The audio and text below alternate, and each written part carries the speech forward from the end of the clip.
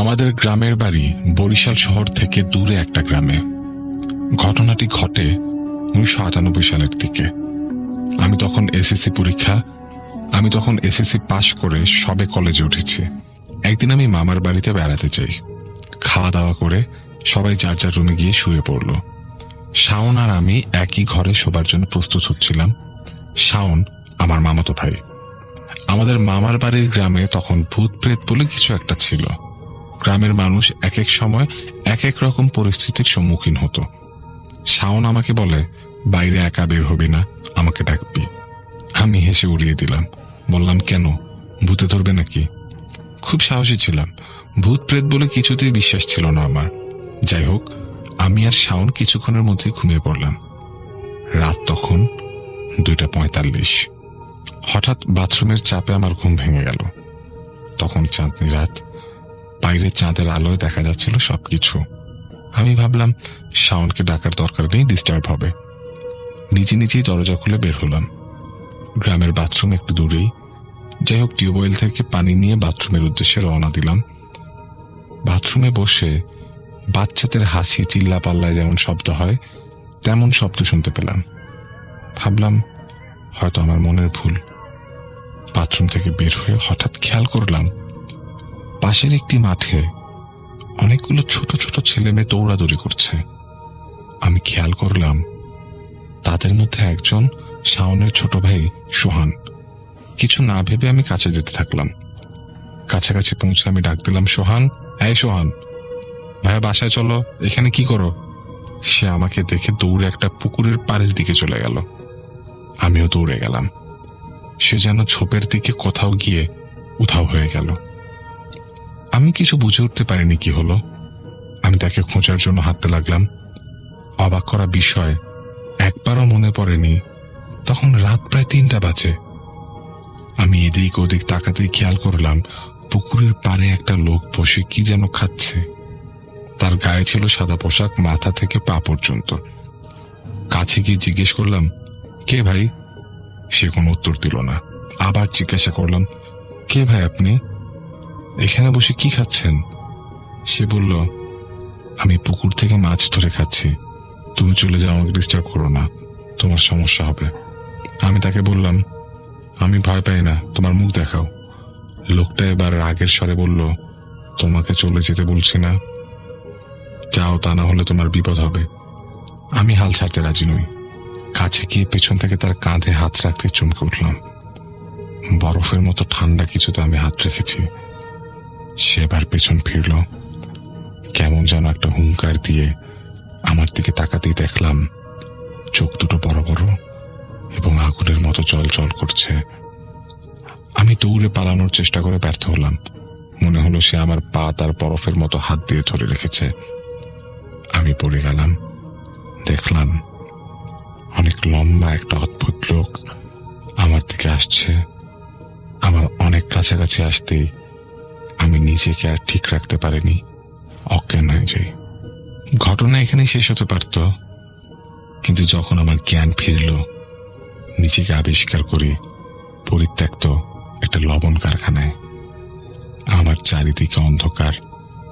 বাইরে থেকে টিনের ছিদ্র দিয়ে ভাঙা জানালা দিয়ে কিছু চাঁদের আলো আসছিল। সে আলোতে বেশি কিছু দেখা না গেলেও আবছা আলোতে যা দেখতে পেলাম। আমি দরজা খোঁজার চেষ্টা করলাম। অল্প আলোতে ভাঙা দরজার ফাঁক দিয়ে আমি দেখতে পাই মিলের বাইরে একটা বড় বট গাছ ছিল। বট গাছটার ঠিক নিচেই অনেকগুলো লাশ পড়ে আছে। আমি বুঝতে পারছিলাম না আমি কি বাস্তব দুনিয়ায় আছি না স্বপ্নের ঘরে রয়েছে। কিছু মনে পড়ছে না কিভাবে আমি এখানে আসলাম। আমি এগিয়ে গেলাম। দেখতে পেলাম লাশগুলো কেমন যেন কেটে কুটে ফেলে দেওয়া হয়েছে।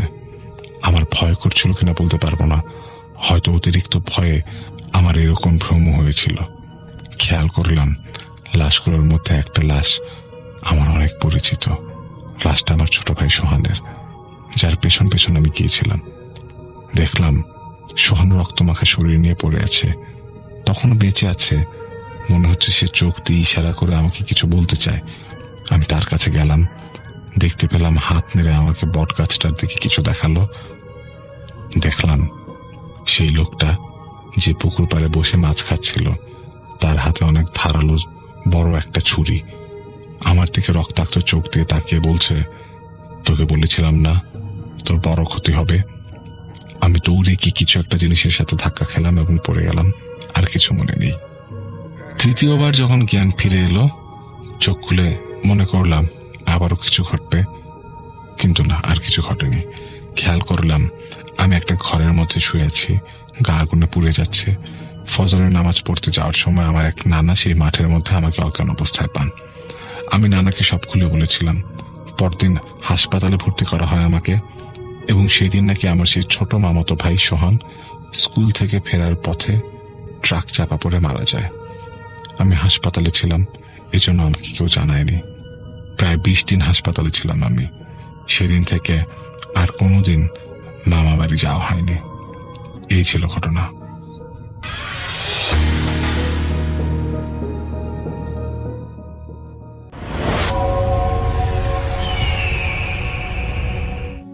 আসসালামু আলাইকুম।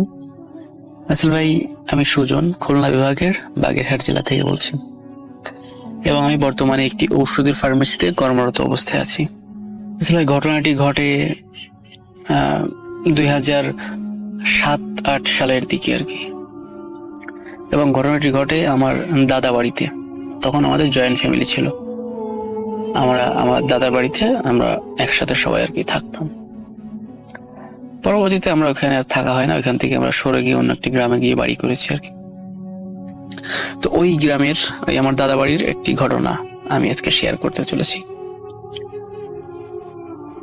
রাসেল ভাই, আমাদের যখন আর কি ঘটনাটা ঘটে, আমাদের তখন অনেক ধান হতো, ধানের জমি ছিল এবং অনেক ধান হতো আমাদের বাড়িতে। তো সমস্যাটা কি, যে আমাদের যে উঠান, ওই উঠানে আসলে মানে জায়গা ছিল না আর কি ধান রাখার মতো, বা ধান সিদ্ধে শুকনো এইগুলো করার মতো আসলে জায়গা তেমন ছিল না আর কি। তো কাজেই আমাদের ধানগুলোকে আমাদের দাদা বাড়ির সাইডে একটা স্কুল মাঠ ছিল, ওই স্কুল মাঠে আর কি রাখা হতো আর কি, আমাদের যে ধানগুলো আর কি ওইখানে রেখে তারপরে হচ্ছে আপনার ওই ধান করা, মলা, তারপরে সিদ্ধা শুকনো ধান রোদ দেয়া, এই কাজগুলো করা শেষ হলে তারপর আবার ওইখান থেকে আমাদের বাড়িতে নিয়ে আসতো আর কি। তো সেই কারণে আমাদের ওই ধানগুলো কেটে ওই ওই স্কুল মাঠে আর কি উঠাই। তো উঠানোর পরে সেই তখন আর আসলে আবার ধান চুরি হয়ে যেত। রাত্রিবেলায় দেখা গেল যে অনেকে ধান চুরি করে নিয়ে যেত। তো সেই কারণে আমার বাবা করেন কি, ওই ধান যেহেতু স্কুল মাঠে উঠাইছেন, সেহেতু স্কুল মাঠে পাহারা দিতে হবে, ধান রাত্রে ওইখানে থাকতে হবে, তা না হলে ধান চুরি হয়ে যেতে পারে। তো সেই কারণে আমার বাবা স্কুল মাঠের একটা কোণে ছোট্ট একটা মাচা তৈরি করে আর কি, উপরে তাঁবু টানিয়ে ছোট্ট করে একটি থাকার জায়গা তৈরি করে, যেখানে থেকে আর কি রাত্রে এখানে থাকবে, পাহারা দিবে আর কি। তো সেই কারণে ওরকম প্রথম দিন ওরকম পাহারা দেয়। প্রথম দিন কোনো সমস্যা হয় না, কোন রকম কিছু হয় না। দ্বিতীয় দিনও পাহারা দেয়, দ্বিতীয় দিনও তেমন কোনো সমস্যা হয় না। সমস্যাটা হয় তৃতীয় দিন রাতে। তো এরকম প্রতিদিনের মতো ওইরকম রাত্রেবেলা খাওয়া দাওয়া করে আমার বাবা ওইখানে যায় আর কি পাহারা দিতে। পাহারা দিতে যাওয়ার পরে সাথে একটি টর্চ লাইট থাকতো এবং একটি দা ছিল, রামদাও আর কি আমাদের। ওই রামদাটা সাথে নিয়ে যেত আর কি, যেহেতু যদি চুরি টুরি বা কেউ আসে, দাউটার সাথে থাকলে আর কি সাহস পাওয়া যাবে আর কি। তো সেই কারণে দাউটা সাথে রাখতো আর কি। ওরকম শুয়ে আছে রাত্রিবেলায় তাঁবুর ভিতরে, হঠাৎ করে মাঝরাতের দিকে তার মনে হচ্ছে যে মানে তার বাসার আশপাশে কেউ যেন হাঁটাহাঁটি করতেছে, এবং ওই হাঁটাহাঁটির শব্দে আর কি তার আসলে ঘুম ভেঙে যায় আর কি। ঘুম তো তেমন ছিল না, যেহেতু পাহারা দিতে হবে, একটু ঘুমাচ্ছিল আবার সজাগ হচ্ছিল, এরকমটা করতেছিল আর কি। তো ওরকম দেখতেছে যে কারোর হাঁটাহাঁটির শব্দ, মনে হচ্ছে যে কয়েকজন মানুষ হাঁটাহাঁটি করতেছে, এরকম একটা শব্দ হচ্ছে আর কি। তো তখন তিনি মনে ভাবে যে কি ব্যাপার, এখানে কি হাঁটাহাঁটি করে এত রাত্রে। চোর টোর আসলো নাকি আবার। তখন সে বাইরে বের হন, লাইট জ্বালিয়ে টর্চটা নিয়ে এবং রামদাও খাওয়ান হাতে নিয়ে আর কি বাইরে বের হন। বাইরে বের হয়ে এদিক ওদিক লাইট মেরে দেখেন যে না, কোথাও কিছু দেখা যাচ্ছে না, কোনো মানুষজন নেই। তখন ভাবে যে হয়তো বা আমার মনের ভুল হতে পারে, এটা মনে করে সে আবার তাঁবুর ভিতর ঢুকে আবার শুয়ে পড়ে আর কি।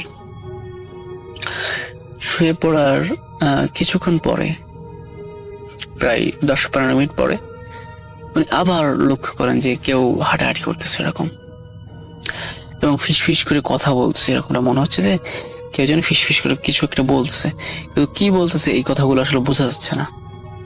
তবে তিনি স্পষ্ট শুনতেছিলেন যে কিছু একটা বলতেছে, তারা কথা বলতেছে কয়েকজন, কিন্তু এমন একটা ভাষায় কথা বলতেছে আসলে বুঝেই উঠতে পারতেছে না যে কি জানি একটু বলতেছে। তখন আমার বাবা আবার সে তাঁবুর ভিতর থেকে বের হন। বের হয়ে আবার দেখেন যে কিছু নেই, কোথাও কিছু নেই, কোনো সারা শব্দ নেই, সবকিছু ঠান্ডা পরিবেশ। উনি মনে হয় যে ব্যাপার কি, কারা এখানে কথা বললো শুনলাম, এর মধ্যে নেই, এটা তো কেমন জানি মনে হচ্ছে। তারপর তিনি ভালো করে চারি সাইডে লাইট মারলেন, টর্চ মারলেন, এবং ঘুরে ঘুরে দেখলেন যে দেখি আশেপাশে কোথাও কেউ আছে নাকি, বা যদি কোনো মানুষ আসে, চোর যদি আসে তাহলে তো বের হলে হয়তো দৌড় দেবে, দৌড়ের একটা আওয়াজ তো নাই পাওয়া যাবে যে ওইখান থেকে দৌড়ে চলে যাচ্ছে বা এরকম কোনো কিছু, কিন্তু মানে কিছুই বোঝাই যাচ্ছে না আর কি। যাই হোক, তারপরে আবার আমার বাবা তাঁবুর ভিতর ঢুকে উনি আবার শুয়ে পড়েন। শুয়ে পড়ার কিছুক্ষণ পর ওনার মনে হচ্ছে যে বাসার বাহিরে প্রচন্ড ঝড় শুরু হয়ে গেছে, প্রচন্ড আকারে ঝড় হচ্ছে, মানে মনে হচ্ছে সবকিছু মেসাকার হয়ে যাবে এরকম একটা ব্যাপার স্যাপার। কিন্তু তার তাঁবুর ভিতরে আবার কোনো বাতাস নেই। তখন তিনি মনে করেন যে হঠাৎ করে ঝড় নেমে গেল, এখন যাই হোক নামতেই পারে। তিনি মনে করলেন যে সাইডে একটি পলিথিন ছিল, আসলে তিনি মনে করেন যে তাহলে যেহেতু ঝড় শুরু হয়েছে বৃষ্টি হতে পারে, তো তিনি মনে করেন যে এই পলিথিনটা দিয়ে আর কি ধান করে ঢেকে ফেলি, যেহেতু ধানে যদি বৃষ্টি হয় ধান ভিজে যাবে আর কি। তো উনি যখন বাইরে বের হয়ে দেখেন যে কোনো বাতাস কিচ্ছু না, একদম শুধু মানে কোনো বাইরে যখন বের হন দেখে একদম নিস্তব্ধ, কোনো ঝড় বাতাস কিচ্ছু না। ব্যাপারটা তার কাছে রহস্যজনক মনে হতে লাগে আর কি। তারপরে উনি রীতিমতো আবারও মানে তাঁবুর ভিতরে ঢুকে উনি আবার শুয়ে পড়েন। শুয়ে পড়ার একটা পর্যায়ে উনি লক্ষ্য করেন যে এইবার মানে বাতাসটা ওনার মানে মাথার কাছ দিয়ে আসতেছে আর কি। মনে হচ্ছে যে উনি শুয়ে সাইডে একটা কাঁথা আছে, কাঁথাটা গায়ে দিয়ে উনি শুয়ে পড়েন, এবং মনে হচ্ছে যে এবার যেরকমটা মনে হচ্ছে যে ফু দিচ্ছে কেউ, এরকমটা মনে হচ্ছে যে কোনো বড় একটা কোনো কিছু তার তাঁবুর ঠিক মাথার কাছে এসে জোরে ফু দিচ্ছে এবং তার কাঁথা উড়ে চলে যাচ্ছে, এরকমটা মনে হচ্ছে। তখন কিন্তু সাইডে যে ঝড়ের বাতাসের কোনো একটি ওরকমটা মনে হচ্ছে না, শুধুমাত্র তার মাথার কাছে এসে কেউ জানি ফু দিচ্ছে আর কি, এরকমটা মনে হচ্ছে যে ফু দিয়ে কাঁথা উড়িয়ে ফেলতেছে। তা উনি তখন আবারও টেনে টুনে উনি কাঁথা গায়ে দেন আর কি, কিন্তু যতই গায়ে দিচ্ছেন না কেন জোরে একটা ফু হচ্ছে এবং ওনার কাঁথা উড়ে চলে যাচ্ছে। তখন আর মনের ভিতর একটু ভয় লাগা শুরু হয়, ভয় লাগা কাজ করে, এবং ভয় পাওয়াটাই স্বাভাবিক। কেননা যে স্কুল মাঠে তিনি ছিলেন, স্কুল মাঠের এক সাইডে ছিল বিরাট বড় একটি বাগান, এবং এক সাইডে ছিল একটি কবরস্থান, এবং ওই কবরস্থানে অনেক আত্মহত্যা করা লাশ ওইখানে দাফন করা ছিল, অনেকে বিষ খাওয়া, তারপরে গলায় রশি পেঁচিয়ে মরা, এরকমটা আর কি ছিল ওইখানে। তো এই ব্যাপারটা, এবং তাছাড়া স্কুল মাঠে টুকটাক অনেকে অনেক রকম ভয়ের জিনিস দেখে আর কি, এটা ভেবে ওনার আসলে ভয় লাগা শুরু হয়। তখন যখন ভয় লাগে তখন তিনি করেন কি যে কাঁথাটা তিনি মানে মুড়ি দিয়ে আর কি শুয়ে পড়েন। কিন্তু রাসেল ভাই কথাটা হচ্ছে যে যতই উনি কাঁথা মুড়ি দিচ্ছেন না কেন, ওইরকম একটা মানে বাতাস প্রচন্ড জোরে একটা ফু দিচ্ছে এরকমটা মনে হচ্ছে, এবং রীতিমতো তার কাঁথা উড়ে চলে যাচ্ছে। তো এই ঘটনার পরে ওনার আসলে খুব ভয় লাগতে শুরু করে। উনি মনে করেন যে এখানে থাকা যাবে না। উনি খুব ভয় লাগিয়ে তাঁবুর ভিতর থেকে উনি বাইরে চলে আসেন, দাও হাতে নিয়ে এবং টর্চ হাতে নিয়ে। বাইরে এসে দেখে যে কিছুই নেই, স্বাভাবিক। তখন তিনি বাসার দিকে রওনা দেন যে এখানে একা থাকা যাবে না। বাসায় চলে আসেন। বাসায় এসে সবাইকে বলেন যে এরকম আমার ওইখানে থাকতে ভয় করতেছে, এই ঘটনা হচ্ছে, আর ধান তো পাহারা দিতেই হবে, তা না হলে তো চুরি হয়ে যেতে পারে। সেটা ভেবে আর কি আমার বাড়িতে আমার ছোট মামা ছিল এবং আমার বড় ভাই, তাদের দুজনকে আর কি সাথে করে নিয়ে যান। আর কি নিয়ে যাওয়ার পরে ওইখানে পাহারা দেন, কিন্তু ওই রাতে আর কোনো সমস্যা হয়নি। রাসেল ভাই তারপরে 10-12 দিন ওরকম স্কুল মাঠে ছিলেন এবং ধান যতদিন না ঘরে উঠছে ততদিন ওইখানে পাহারা দিয়েছেন। তো কখনো আমার বাবা একা কখনো ওইখানে যাননি, পাহারা একা দেননি। সাথে হয় আমার ভাই ছিল বা আমার মামা বা আমার কাকার, এরকম যাই হোক দু একজনকে সাথে নিয়ে আর কি উনি পাহারা দিতেন। তারপরে আর আসলে কোনো সমস্যা হয়নি। রাসেল ভাই এই ছিল আমার বাবার সাথে ঘটে যাওয়া একটি ঘটনা।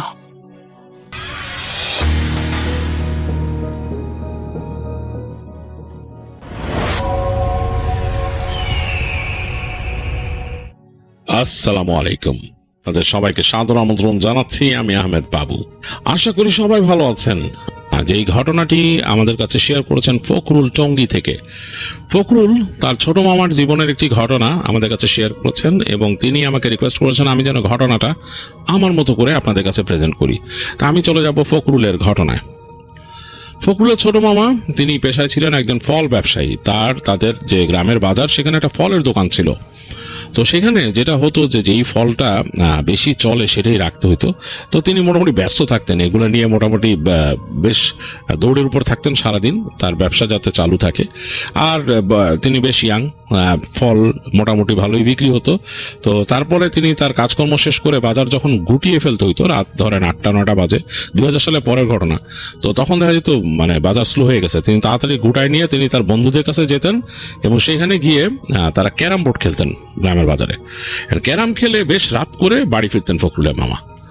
তো একটা সময় তখন বর্ষাকাল, বৃষ্টি হতো, মানে বৃষ্টির সিজন, কিন্তু কোনো একটা কারণে তাদের যে গ্রামের সামনে যে রাস্তাটা, যে রাস্তা দিয়ে ফখরুলের মা বাসায় ফিরত, ওই রাস্তাটা কাটাকাটি শুরু করছে, মানে ওইখানে রাস্তা হচ্ছে নতুন। তো বর্ষাকাল, তিনি তার ওই দিন তার ফলের দোকানে কাজ শেষ করে তিনি মোটামুটি সব গোছা টোছা বেরোচ্ছেন। তখন বৃষ্টি পড়তেছে, বেশ টপ টপ টপ ভালো বৃষ্টি পড়তেছে। তো তিনি দোকান থেকে বের হয়ে ছাতা মাথায় রওনা দিলেন তাদের ওই যে ক্যারাম ঘরের দিকে, যেখানে তারা ক্যারাম বোর্ড খেলেন। তো হেঁটে পৌঁছালেন কর্নারে, বাজারের একটা কর্নারে একটা ছোট্ট ঘর, সেখানে ক্যারাম বোর্ড নিয়ে বসছেন এবং তার বন্ধুরা খেলতেছে। তিনিও যে ঢুকে বেশ জম্পেশ আড্ডা, মুড়ি চানাচুর মাখাইছে সরিষার তেল দিয়ে, এর মধ্যে খেলা হচ্ছে। বৃষ্টি কিন্তু তখনও পড়তেছে। তো তিনি শুরু করে দিলেন এদের সাথে খেলা। তো যখন খেলতেছেন তিনি কিন্তু মশগুল হয়ে গেছেন। এর মাঝে বৃষ্টি ঝুম নামছে, বেশ ঝুম, মানে একেবারে ছাদ মনে হইতেছে ভেঙে ফেলবে ঘরের, এরকম একটা অবস্থা। কোনাকানি দিয়ে পানি পড়া শুরু করছে, এরকম বৃষ্টি। তো তেনার তখন হঠাৎ খেয়াল হইলো, কিরে ভাই, বাড়ি তো যাবো, বাড়ির রাস্তা তো কেটে রাখছে সামনে দিয়ে। এটা চিন্তা হওয়ার পর তার মানে হঠাৎ হলে, কিরে বাসায় বাড়ি যাবো, তো বন্ধুদের বলতেছে রাস্তা তো কেটে রাখছে। আরে বেটা, রাস্তা যদি বন্ধ থাকে এনে ঘুমাবি, এনে থেকে যা। না না না, মাথা খারাপ নাকি, আমার বাড়ি যেতে হবে। এটা কারণ তার কাছে তখন কিছু টাকা আছে এবং ওই সময় আসলে বন্ধু বান্ধব যাই থাকুক, তিনি চান না যে ওই টাকার খবর কেউ জানুক, বা তার কাছে টাকা আছে এটাও কেউ জানুক, সেটা তিনি চান না। তো তিনি বলেন যে না না, বাড়ি যেতেই হবে যেমনি হোক, আমি খেলার থেকে এখন আসি। তাড়াতাড়ি তিনি তার খেলার থেকে উঠে গেলেন, উঠে তিনি রওনা দিলেন। তখন বৃষ্টি একটু ছাড়ছে, মানে ঝিরঝির ঝিরঝির পড়তেছে আর কি। তো ছাতা মাথায় দিয়ে যাচ্ছেন তিনি। তো যাইতে গিয়ে দেখলেন যে তাদের বাসার কাছে যাওয়ার জন্য যে রাস্তাটা, ওইটা যে কাটছিল, ওইখানে পানি একদম হয়ে খাল হয়ে গেছে, একটা পুরোপুরি খালের মতো। ওদিক দিয়ে হাঁটার কোনো উপায় নেই। এখন তিনি চিন্তা করছেন আমি কেমনে যাই। ইদার মানে নামতে হবে, নেমে এখান থেকে হাঁটতে হবে, এবং হাঁটলে প্রায় মানে তার মানে বুক সমান পানি তো হবেই, বুক সমান বা তার বেশি হয়ে গেছে পানি এখানে, এবং তার নিচে কাদা কাটাকাটি কোথায় কি রাখছে তাও তো জানে না। তিনি দেখে গেছেন ওখানে দিনের বেলা কাটতেছে, ওখানে ইটে দিয়ে মানে এই করতে, মানে ওখানে পাইপ টাইপ বসায় টসা রাস্তা বানাবে আর কি একটা।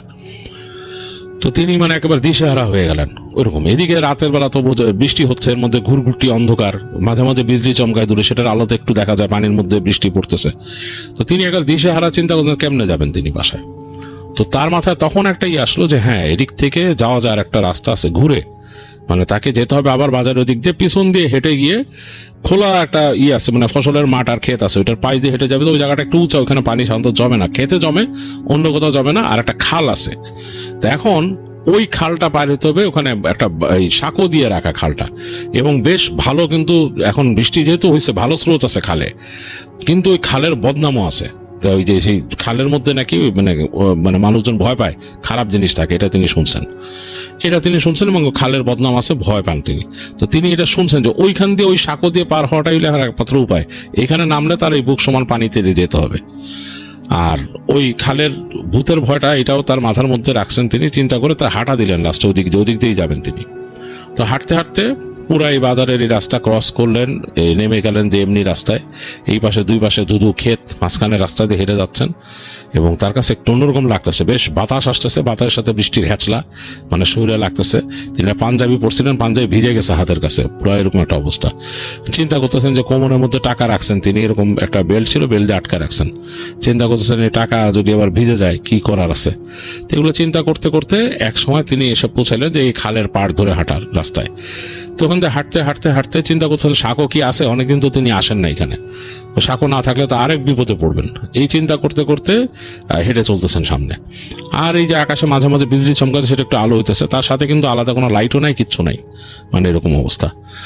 তো হাঁটতে হাঁটতে এক জায়গায় যে তিনি দেখলেন যে হ্যাঁ সাঁকো আছে, তো সাঁকো দেখা যাচ্ছে দূর থেকে, এরকম বাঁশ এরকম করে করে ক্রস করে করে সাঁকো তৈরি করা। কারণ সাঁকোটা বোঝা যাচ্ছে যে সাঁকোটা ব্যবহার কম হয়, এটাও বোঝা যাচ্ছে। বাঁশটা অনেক পুরানো। এর মাঝে আকাশে বিজলি চমকাইলো দুই একবার, একেবারে ভিজিবল হয়ে গেল চারিপাশ। যখন বিজলি চমকালো চারিপাশ পুরো মনে হচ্ছে আলোকিত হয়ে গেছে, দেখতে পারলো তিনি। সাঁকোটাও দেখলেন, সাঁকোর বাঁশটাও কিন্তু ফর মিলি সেকেন্ড তিনি দেখছেন যে বোঝা যাচ্ছে এটা খুব একটা ইউজড হয় না। এটা নিয়েও তিনি একটু ভয় আছেন। আর এই সাঁকো সম্পর্কে অনেক রকম কথা তিনি শুনছেন যে উল্টাপাল্টা জিনিস সাঁকোর আশেপাশে আছে। কারণ সাঁকো যেখান থেকে উঠতে হয় সেখানেও কিন্তু ঝোপঝাড়, বেশ ঝোপঝাড়, সাঁকোতে ওঠার মানে জায়গাটার পাইতেও ঝোপঝাড়, আর ওই পারে ঝোপঝাড়, গাছ গাছালি, অন্ধকার। ওখানে কিন্তু বিজলি চমকাইছে, তখনও দেখছেন বড় নারকেল গাছ, এবং পুরো জায়গাটা অন্ধকার তিনি দেখছেন। এর মধ্যে দিয়ে কিন্তু তাকে হেঁটে যেতে হবে, পার হওয়ার পর হেঁটে ঘুরে তার বাসার পিছন দিয়ে যে উঠবেন তিনি। তো যাই হোক, এখন তার কিছু করার নেই, তো চলে আসছেন। মানে দুইটাই রাস্তা, একটা হলো ওই যে বুক পর্যন্ত পানিতে নেমে যাওয়া, আর একটা হলো এই সাঁকো পার হওয়া। যাই হোক, হাঁটতে হাঁটতে চলে আসছেন সাঁকোর কাছে তিনি। কেউ নাই, শুনশান, আর বৃষ্টি হয়েছে, এতক্ষণ রাত হয়েছে, পুরা নীরবতা নেমে আসছে চারিদিকে। তো ফখরুলের মামা আস্তে আস্তে করে যে সাঁকোর ওই দুইটা কাঠ ধরে, মানে দুইটা বাঁশ ধরে আস্তে করে পাড়া দিলেন মাঝখানে, মচমচ করে উঠলো, মানে বুঝতেছে যে মানে বেশ মচমচ করতেছে। তারপর তিনি আস্তে আস্তে হাঁটা শুরু করলেন সামনে। তো দেখতেছে যে খালের পানি এতটা বাড়ছে যে সাঁকোর যে নিচের বাঁশের প্রায় হাত দেড়েক নিচ দিয়ে সোটটা যাচ্ছে, বেশি দূর না, মানে এক হাত দেড় হাত এতটুকু নিচ দিয়ে সোটটা যাচ্ছে, শোঁ করে সোট যাচ্ছে খাল দিয়ে। তো তিনি একটু ভয় পাইছেন। আর খালের বাঁশটা আরো সামনে যে আরেকটু নিচে নেমে গেছে, ওইখানে যে আবার জায়গার হয়তো এক হাতও না, আর এক হাত বা এক হাতের থেকে একটু কম জায়গা উপরে আছে পানির, কারণ ওই যে মাঝখানে ওজন পড়লে এদিকেই হয়ে যায়। তো তিনি মানে আল্লাহর নাম নিয়ে আস্তে আস্তে হেঁটে যাচ্ছেন মনে মনে। তো যেতে যেতে তিনি মাঝখানটায় যখন আসছেন, হঠাৎ করে তিনি দেখলেন যে ওই পারে, মানে সাঁকোর ঠিক ওই পারে মনে হলো আরেকজন মানুষ হেঁটে এই পাশে আসতেছে। তিনি খেয়াল করলেন, নারী ওই মানুষটাকে আমারে দেখতেছেন, আমি তো মাঝামাঝি চলে আসছি, ওই মানুষটা আমারে দেখার কথা, আমি ওরে দেখতেছি, ও আমারে দেখে না, দুইজনে একসাথে কেমনে পার হবো। তিনি বলে উঠতে যাচ্ছিলেন যে কেউ সাঁকোতে উঠে, এরকম বলতে চাচ্ছিলেন, এই থামেন, আমি আসে নেই, এরকম বলতে চাচ্ছিলেন। তো তিনি চুপ হয়ে গেলেন, কারণ তিনি দেখলেন যে সাঁকোতে যে আসতেছে তার কাছে সেটা একটা অবয়ব, সেটা ঠিক একটা মানুষ বোঝা যাচ্ছে না, মানুষের অবয়ব মনে হচ্ছে, কালো কুচকুচে একটা এনার্জি, মাথার কাছটা গোল, চোখ মুখ কিচ্ছু দেখা যাচ্ছে না, মানে একেবারে অন্ধকার একটা মুখ, আর শরীরটা মনে হচ্ছে কালো কুচকুচে রঙের, মানে অন্ধকার, মানে একটা অন্ধকারকে যদি একটা মানুষের শেপ দিয়ে দেয় সেরকম। এটা সাঁকোর মধ্যে আসতেছে মাঝখানে, এবং তিনি দেখলেন বেশ কেয়ারলেস ভাবে, মানে একেবারে বেয়াড়া ভাবে সাঁকোর বাঁশের উপর দুইটা হেঁটে আসতেছে, থপ থপ থপ থপ করে, মানে মানে বাঁশটা নিচু হয়ে যাচ্ছে। একটা মানুষ হলে তো কেয়ারফুলি আসে, একজন দাঁড়ায় আছে, সেরকম না, একদম আসতেছে। এবং তার কাছাকাছি এসে মনে হলো তার দিকে দৌড়ে আসলো একদম, মানে খুব ফাস্ট, ওই বাঁশের উপরে তো দৌড়ে আসছে তার উপরে। আর ফখরুলের মামা ভয়ের চোটে তিনি মানে একদম মানে দিশেহারা হয়ে তিনি কি করবেন, হাত দিয়ে ধরতে গেলেন সামনে, মানে মানুষ যদি তার দিকে দৌড়ে আসে মানুষ একটা ডিফেন্সের চিন্তা করে, তিনি হাত দিয়ে ধরতে গেলেন বাস ছেড়ে দিয়ে। এই সময় তার গায়ের উপরে মানে এসে পড়লো এটা। তিনি একদম স্পষ্ট বুঝলেন ঠান্ডা, মানে ঠান্ডা জেলির মতো কোনো জিনিস, মানে জেলি যেরকম হয় কোনো জেলি টাইপের জিনিস, ঠান্ডা, একদম ঠান্ডা জেলির মতো কোনো জিনিস তার উপরে এসে পড়লো এবং তাকে নিয়ে পানির মধ্যে পড়লো ঝপাস করে। এবং তিনি অনুভব করতেছেন যে তার গায়ের মধ্যে তাকে চেপে ধরে রাখছে, তাকে দুই হাত সহ চেপে ধরে পানির নিচে নিয়ে যাচ্ছে, খালের নিচে। তিনি মানে ওই পড়ার আগে নিঃশ্বাস নিয়ে নিছিলেন একটা, মানে জোরে নিঃশ্বাস নিয়েছিলেন, নাক মুখ বন্ধ করে তিনি নামতেছেন নিচের দিকে খালের। খালটা কত গভীর তিনি জানেন না, তিনি কোনদিন ওই এই খালে নামেন নাই। মনে মনে বুঝতে পারতেছেন যে আজকে তার সেই দিন। একটু আগে টাকা ভাজানোর চিন্তা করতেছিলেন, সেটাও দোয়া পড়া শুরু করলেন মনে মনে, মানে ডুবন্ত মানুষ আর কি করবেন, মানে জাস্ট দোয়াই পড়া শুরু করলেন মনে মনে। আর মাফ চাইতেছেন আল্লাহর কাছে, যেহেতু গুনাহ গাছা করছি, মাফ করে দামারে, মাফ করে দামারে, বাঁচাও, এরকম এখান থেকে বাঁচাও। কি হলে আমি বুঝতে পারছি না। তো এরকম যখন তিনি চিন্তা করছেন, তিনি হাত দিয়ে আবার একটা ঝাড়া দিলেন, মানে ছাড়ানোর জন্য নিজেকে এরকম পানির মধ্যে হুড় করে ঝাড়া দিলেন। তো ঝাড়া দেওয়ার পর দোয়া করতে করতে ঝাড়া দিয়েছেন, তো মনে হলো কি তাকে ছেড়ে গেছে শেষ করে। তো তিনি কোনো মতে মানে একবার দ্রুত উপর ওঠার চেষ্টা করলেন, পা দুইটাকে দ্রুত চালায়, মানে মনে হচ্ছিল অনন্তকাল। একসময় ভুস করে মাথাটা উঠাইছেন উপরে, উঠায় নিঃশ্বাস নিলেন। নিঃশ্বাস নিয়ে তাকায় দেখতেছেন, চোখ দিয়ে তাকায় দেখতেছেন যে তিনি ওই সাগর থেকে অনেক দূর চলে আসছেন, বেশ খানিকটা দূরে। খুব অবাক কাণ্ড, এখান থেকে তাকায় দেখতেছেন সাগর মাঝখানে ওই কালো অবয়ব একটা দাঁড়ায় আছে, এবং মেঘের আড়ালের মধ্যে মনে হয় চাঁদ আছে বা কিছু, মেঘটা আলোকিত হয়ে আছে অনেকটা। ওই মেঘের সেই হালকা আলোতে বোঝা যাচ্ছে সাগর উপর একটা অবয়ব দাঁড়ানো, তার দিকে তাকানো। তো তিনি আর মানে ভয়ে আর করলেন, তিনি সাঁতরানো শুরু করলেন। সাঁতরাইতে সাঁতরাইতে স্রোতের অনুকূলে সাঁতরাইতে সাঁতরাইতে এক পাশে তিনি চেপে গেলেন, এক সময় যে উঠলেন ওই পাশে, উঠে তিনি মানে হাঁপাচ্ছেন, সারা শরীর ভিজা। এবং ওই অবস্থায় মানে ওনার আসলে তখন সেন্স নাই, উনি আসলে দিক বিদিক জ্ঞান শূন্য হয়ে গেছেন। তিনি হাঁটা শুরু করলেন ওদিক দিয়ে, মানে একেবারে উদ্ভ্রান্তের মতো হাঁটতেছেন। হাঁটতে হাঁটতে তিনি মানে দুই পাশে খোলা প্রান্তর, কিছু দেখতেছেন না, এরকম একটা অবস্থা। তো তার কাছে কেন জানি মনে হইতেছিল তাকে ফলো করে করে বাজারে, তিনি যখন বাজারে পৌঁছেছেন, বাজারের মধ্যে কেউ আসতেছে তাকে ফলো করে করে। তো তিনি তারপর ওখান থেকে কোনো মতে হাঁচড়ায় পাছড়ায় দৌড়াইতেছেন। তো হাঁচড়ায় পাছড়ায় দৌড়াইতে তিনি ভাবলেন যে সেই যে ক্যারাম ঘরে হয়তো তার বন্ধুরা আছে, ওইখানে গেলেন। ওখানে যে তিনি গেটটার মধ্যে ঝাঁপায় পড়লেন, ক্যারাম ঘরের যেখানে ক্যারাম বোর্ড খেলে, গেটটা ধরে যিনি ঝাঁপায় পড়লেন, দেখলেন যে গেটের মধ্যে শিকল পেঁচানো তালা মারা, বন্ধুরা চলে গেছে। তো তিনি বুঝলেন যে তিনি একদম অসহায়। তিনি ওইখানে কাচুমাচু হয়ে গেটের কাছে বসে তাকায় আছেন, যেই পথ দিয়ে আসছেন সেখানে তাকায়। সেখান থেকে তিনি দেখলেন ওই পথের গোড়ার মধ্যে ওই যে অন্ধকার কালো অবয়বটা দাঁড়ায় আছে, এখানে কেউ নাই, পুরা নিশুতি। মানে মানে বৃষ্টি থেমে গেছে তখন, কিন্তু সব ভিজা, এবং তার মধ্যে ভিজা মাটির ওই পাশে কালো অবয়বটা দাঁড়ায় আছে। তো তার আসলে আর কোনো সেন্স নাই। তখন তিনি না দোয়া পড়া শুরু করলেন, জোরে জোরে জোরে জোরে দোয়া পড়তেছেন, এবং তার মানে যতটুকু শক্তি আছে শরীরের ভিতরে রিংড়াই দিতেছেন। দোয়া পড়ে তিনি উঠে দাঁড়াইলেন এক সময়, কারণ চিন্তা করলেন এখানে থাকলে তো হয়তো তাকে কিছু করেই ফেলবে। তো দোয়া পড়তে পড়তে তাকায় দেখতেছেন নাই, সামনে জিনিসটা নাই। তো তিনি ওখান থেকে দৌড়াইলেন, টলমলো পায়ে দৌড়াইতে শুরু করলেন। দৌড়াইতে দৌড়াইতে আবার সেই কাটা রাস্তার কাছে আসলেন। তো কাটা রাস্তার কাছে এসে দেখলেন যে পানি অনেক কমে গেছে, ওখানে পানি এখন অনেক কম, পানি নাই, মানে পানিটা ওখান থেকে সরে গেছে আর কি। এই বৃষ্টির পানি, বৃষ্টি থামার পরেই এই থেকে সরে চলে গেছে। তো তিনি তারপর ওই কাটা রাস্তার মধ্যে নেমে গেলেন, তার প্রায় মানে হাঁটুর কাছাকাছি কাদাতে ডুবে গেছে। এই অবস্থায় তিনি হাঁচড়ে পাঁচড়ে দৌড়াইতে দৌড়াইতে মানে কোনো মতে কাদা টাদা মেখে একসময় তার বাসার কাছে আসেন। এসে উঠানের কাছে এসে চিৎকার করতে থাকেন। বাসার মানুষজন বের হয়ে আসে, এসে কি হয়েছে দেখে, আলো টালো নিয়ে দেখে যে তার অবস্থা খুব খারাপ, উঠানে পড়ে যান। তো ফখরুলের মামাকে ভিতরে নিয়ে যায়, তারা নিয়ে যায় মানে পরিষ্কার পরিচ্ছন্ন করে করে দেখে কি অবস্থা, তার শরীরে টেম্পারেচার বেড়ে গেছে, হার্টবিট বেড়ে গেছে, সেন্স নাই। তো তারা তাকে সকাল পর্যন্ত দেখে হাসপাতালে নিয়ে যায়। তো হাসপাতালে যাওয়ার পরও নাকি সে একদিন বেহুশ ছিল, একদিন তার সেন্স ছিল না। তো পরবর্তীতে তার যখন সেন্স আসে তখন তাকে মানে জিজ্ঞেস করা হয় কি অবস্থা, তখন সে মানে এদিক ওদিক তাকায় এবং তারপরে বলেই হয়েছে। তো ডাক্তারও অবাক যে একদিন সেখানে ভেসছিল, ডাক্তাররা বলে কি সে কি কোমায় ছিল কিনা, দের অন্য কাজ ওই সময় ওইখানকার ডাক্তারদের এতটা জানার মতোই ছিল না, তারা বিভিন্ন রকম টেস্টের জন্য বলতেছিল নিয়ে যেতে তাকে, মানে শহরে নিয়ে এই টেস্টগুলো করাইতে। তো এর মধ্যেই তার সেন্স ফিরে আসছে এবং তার কাছ থেকে শুনে ঘটনা তার বাড়ির মানুষজন যে এই ঘটনা ঘটছিল। তো ডাক্তার বলে যে হতে পারে সে পানিতে যখন পড়ছে তো ট্রমাতে পড়ছিল এবং সেই ট্রমাতে তার কিছু হয়েছিল কিনা, সে কি মানে একটা কোমার মধ্যে চলে গেছিল কিনা, হুনোস। তো যাই হোক, পরবর্তীতে তাদের ওখানকার একজন আলেমের কাছ থেকে নিয়ে যান এবং সেই আলেম তাকে ঝাড়েন, দোয়া দরুদ পড়েন, বলেন যে ওই জায়গাটা ভালো না, এমনি ঝড় বৃষ্টির রাত্রে আসতেছিল আর মানে বাজারের মধ্যে দিয়ে আসছে, এসে ওইখান থেকেও তো উল্টাপাল্টা জিনিস দেখতে পারে, আর ওই যেই জায়গা দিয়ে সে পুল পার হইতে গেছে ওই জায়গাটা এমনি খারাপ, ওখানে বদনাম আছে, অনেকেই নাকি এরকম বা পানিতে ফেলে দিছে বা অনেক রকম উল্টাপাল্টা জিনিস ওখানে ঘটছে, ওখানকার মানুষজন এটা জানে। তো এগুলো হয়তো সব জানতো না ফখরুলের মামা, এর জন্যই সে গেছিল। আর তার সেই যে টাকা পয়সাকে সে পানি থেকে বাঁচাইতে গেছিল সেটা পুরো ভিজে চুপচুপ হয়ে গেছিল। যাই হোক, টাকা তার কাছ থেকে পাওয়া যায় নাই কোনো, কিন্তু সে মানে বেশ ট্রমার মধ্যে চলে গেছিল। অনেকদিন সে রাতের বেলা একা ব্যাক করতে পারতো না, তার দোকানে গেলে সাথে মানুষ থাকা লাগতো এবং সে দোকান থেকে আসার সময় তার সাথে মানুষ থাকা লাগতো, সে ওইভাবে যাওয়া আসা করতো। আস্তে আস্তে তার ব্যাপারটা স্বাভাবিক হয়। তো এই ছিল ফখরুলের মামার একটা ঘটনা।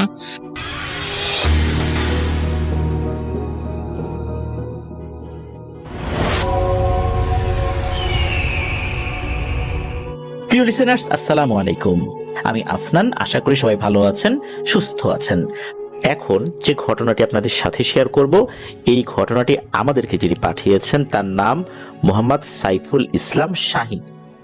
ওনার বাড়ি হবিগঞ্জ জেলার সদর উপজেলার হবিগঞ্জ পৌরসভার অন্তর্গত 7 নং ওয়ার্ডের রাজনগর কবরস্থান রোডে। যে ঘটনাটি উনি আমাদেরকে পাঠিয়েছেন, এই ঘটনাটি ওনার নানার সাথে ঘটেছিল। ওনার নানা বাড়ি হবিগঞ্জ জেলার শায়েস্তাগঞ্জ উপজেলার আলাপুর পূর্ব ল্যাঞ্জাপাড়া গ্রামে। নানা বাড়ির পাশ দিয়ে বয়ে চলেছে খোয়াই নদী। সেই নদীতে প্রচুর মাছ ধরা পড়ত। নানা নিজের মুখে যখন ঘটনাটি বলেন, তখন এই শাহীন ভাইয়ের বয়স ছিল 8 কি 9 বছর, আর সময়টা 1982 কি 83 সালের দিকে ঘটনাটি বলেছিলেন আর কি। তো নানা 1986 সালে মারা যখন যান, তখন ওনার বয়স হয়েছিল 105 বছর। নানা বলেছিলেন ঘটনাটি যখন ঘটে তখন ওনার বয়স ছিল 12 কি 13 বছর। সেই হিসাবে ঘটনাটি ঘটে 1890 থেকে 1895 সালের মধ্যে। নানার নাম মুনসব উল্লাহ। উনি ছিলেন মা বাবার একমাত্র সন্তান। ওনার বাবা ওনার ছোটবেলাতেই মারা যান, যে কারণে ওনার মা ওনাকে অনেক কষ্ট করে বড় করেছিলেন। অবশ্য নানার বাবা অনেক সম্পদ রেখে গিয়েছিলেন, যে কারণে নানাকে অর্থ কষ্ট জিনিসটা যে কি, ওই জিনিসটা আসলে খুব একটা উনি পান নাই। একমাত্র সন্তান হওয়ার কারণে মা সব সময় তাকে চোখে চোখে রাখতেন, কখনো চোখের আড়াল করতে চাইতেন না তার মা। নানার ছিল প্রচুর মাছ ধরার নেশা। গ্রামের পাশ দিয়ে নদীটি বয়ে চলার কারণে সকলে মাছ ধরত এবং লোকজনও বেশি বেশি মাছ পেত। নানা দিনের বেলা মাছ ধরতে যেতেন, কারণ তার মা তাকে রাতে যেতে দিতেন না। তবুও নানা তার মাকে লুকিয়ে লুকিয়ে মাঝে মাঝে রাতের বেলা মাছ ধরতে যেতেন নদীতে। তবে একা যেতেন না, সাথে থাকতো পাশের বাড়ি তারই সমবয়সী আরেকটি ছেলে। তেমনি একদিন তিনি চিন্তা করলেন দিনের বেলা বড়শি ফেলে আসবেন আর রাতে সেই বড়শি থেকে মাছ ধরে নিয়ে আসবেন। ওনাদের ওইদিকে নদী থেকে বড়শি দিয়ে মাছ ধরার সিস্টেমটা হচ্ছে, আগে থেকে ধরা জ্যান্ত টাকি বা পুঁটি মাছ একটি বড় বড়শিতে গেঁথে নদীর কিনারে সেই বড়শির লাঠি বা ছিপ, অর্থাৎ বড়শিটি সুতা সহ যে বাঁশে লাগানো থাকে এটাকে ছিপ বলে আর কি, ওইটা চাপ দিয়ে মাটির গভীরে ঢুকিয়ে দেওয়া এবং জ্যান্ত মাছ গাঁথা বড়শি পানিতে ফেলে দেয়া। এমন ভাবে ফেলে দেয়া হয় সেই মাছটি যেন পানির একদম উপরিভাগে ভাসতে থাকে, বেশি উপরেও না আবার বেশি পানির গভীরেও না।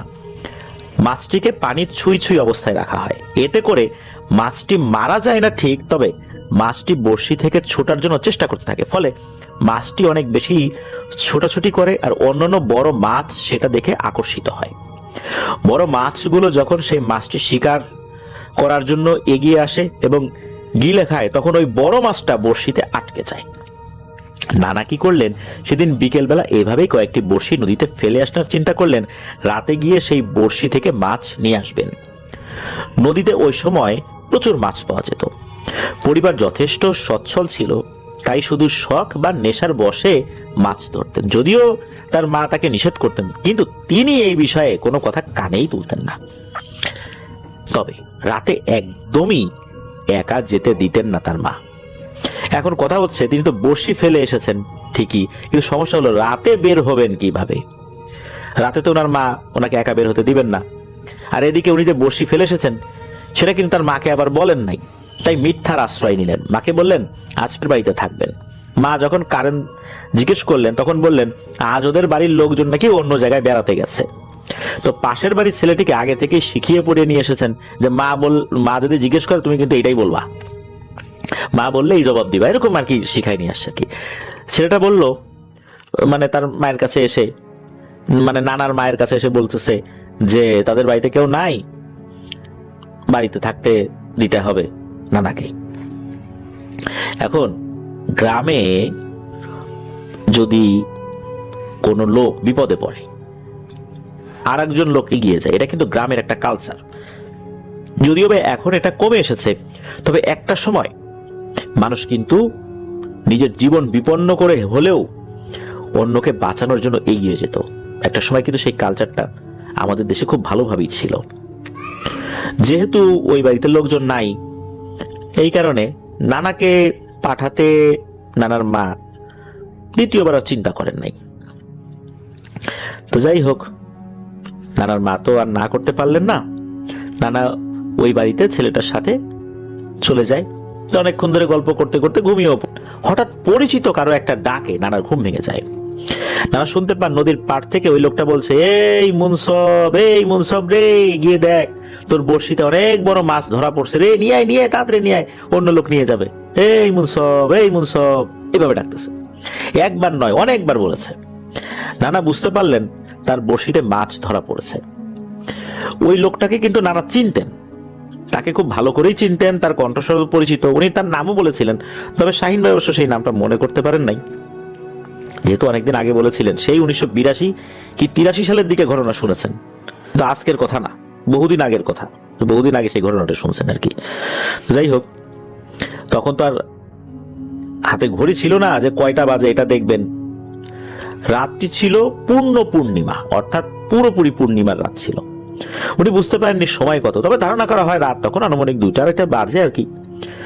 পূর্ণিমার আলো এতই বেশি ছিল, বোঝা যাচ্ছে না যে ভোর হয়ে যাচ্ছে নাকি রাত আছে, এমন একটা অবস্থা আর কি।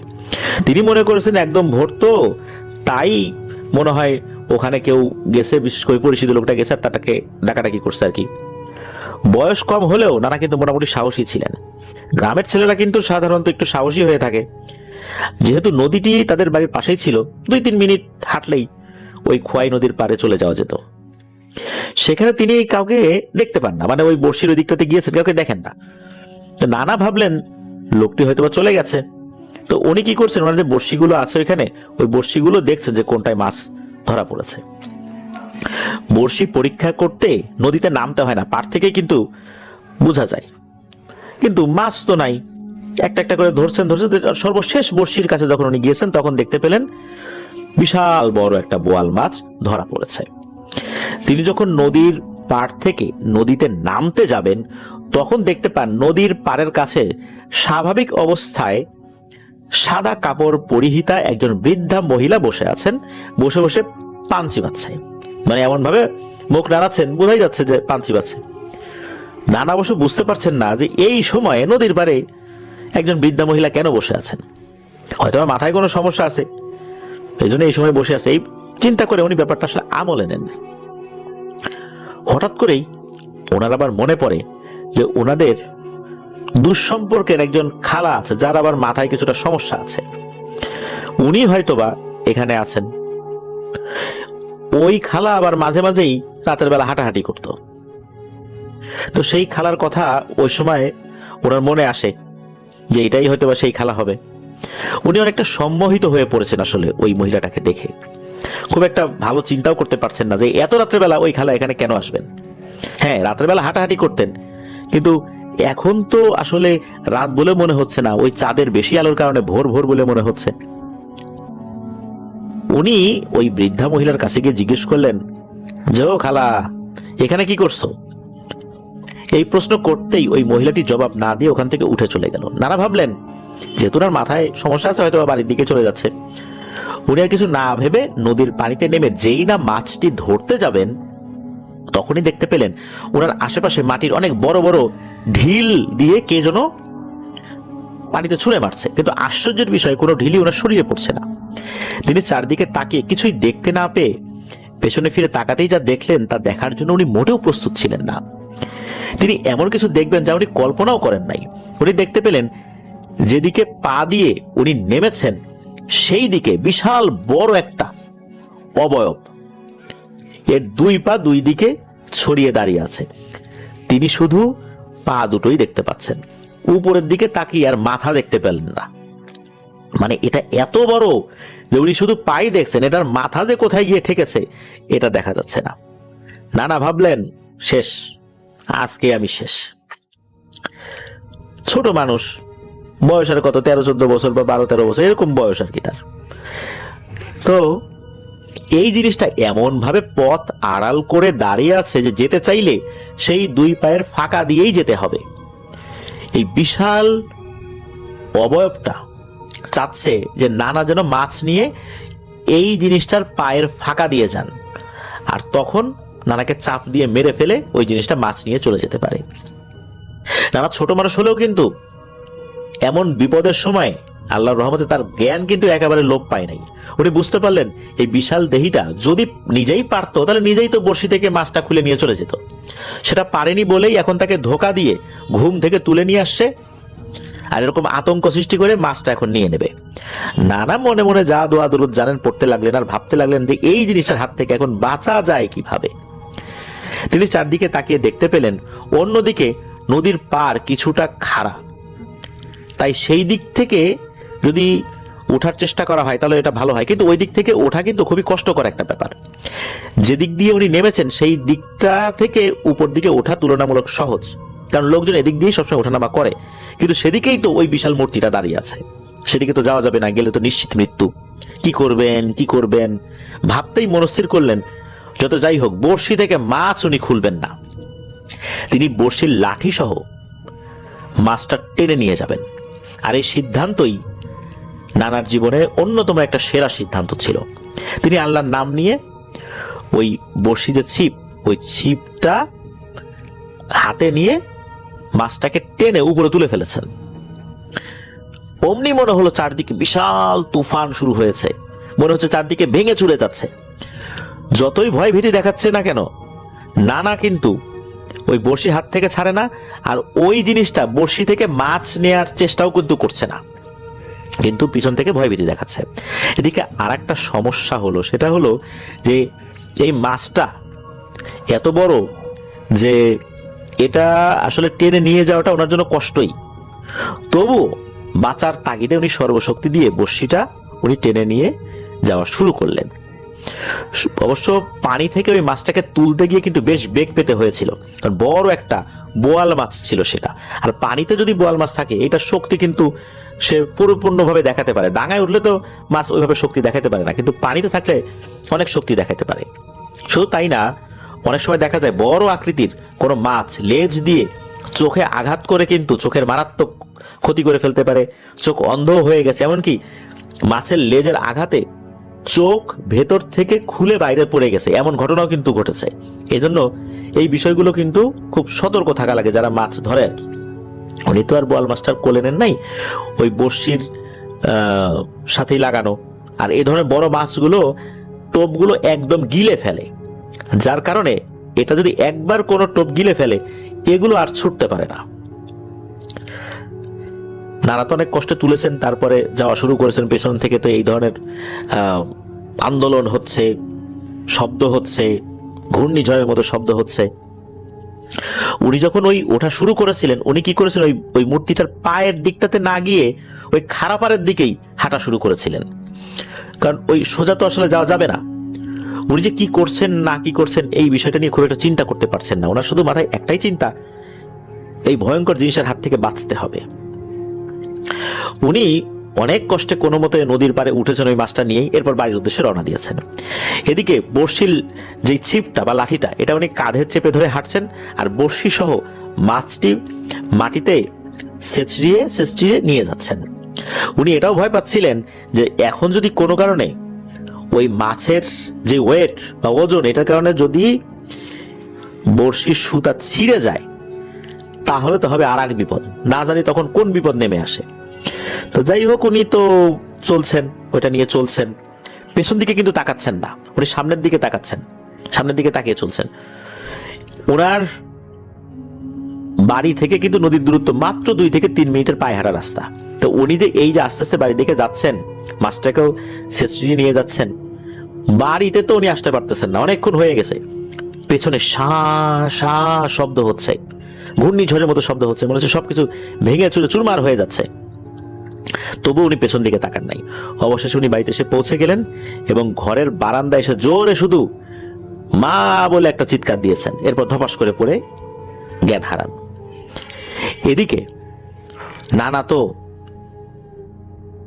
এই অবস্থা, জ্ঞান হারিয়েছেন। নানার মা তো ওই রাত্রে ভালো করে ঘুমাইতে পারেন নাই, কেন যেন মনে হচ্ছিল তার ছেলে একটা বিপদে পড়েছে।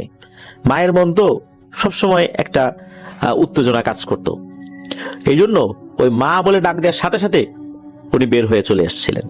এসে দেখেন তার ছেলে অজ্ঞান হয়ে পড়ে আছে, পাশে বিশাল বড় একটা বোয়াল মাছ বড়শি সহকারে আছে। তো উনি কি করেছেন, মাছ যেভাবে আছে ওভাবে রেখেই নানাকে নিয়ে ঘরে ঢুকেছেন আর তার ছেলের জ্ঞান ফেরানোর চেষ্টা করতে লাগলেন। কিছুক্ষণের মধ্যেই কিন্তু ফজরের আজান ভেসে আসে। নানার মা শুনতে পেলেন ওনাদের বাড়ির সামনেই বড় একটা কড়ই গাছ আছে, ওই কড়ই গাছের বেশ মোটা একটা ডাল মনে হলো ধপাস করে ভেঙে ফেললো। এখন ভেঙে যে পড়লো, একটু বাতাসও কিন্তু বাইরে ছিল না। নানা নদী থেকে আসার সময় যে ঘূর্ণিঝড় বইছিল, এটা কিন্তু নানার মা একটুও বুঝতে পারেন নাই, উনি সবকিছু স্বাভাবিকই অনুভব করেছেন। তো পরদিন সকালবেলা আশপাশ থেকে অনেকেই খবর পেয়ে নানাকে দেখতে আসে। বিশাল বড় মাছ দেখে সবাই তো অবাক হয়েছেন। এদিকে নানার জ্ঞান ফেরার কোনো লক্ষণই নাই, নানা কিন্তু জ্ঞান তখনও ফেরে নাই। নানার মা স্থানীয় মসজিদের ইমাম সাহেবকে নিয়ে আসেন। হুজুর নানাকে দেখে অনেক ঝাড়ফুঁক করে দেন, পানি পড়া দেন এবং বলেন পানি পড়া নানাকে খাওয়াতে। হুজুর পুরো বাড়ি হেঁটে হেঁটে দেখলেন, গাছের বড় ডাল ভাঙাটা দেখে বললেন যে মাছ নিতে ব্যর্থ হওয়ার রাগে ডাল ভেঙে দিয়ে গেছে। হুজুর বললেন যে চিন্তার কিছু কারণ নাই, আল্লাহর রহমতে ইনশাল্লাহ জ্ঞান ফেরত আসবে।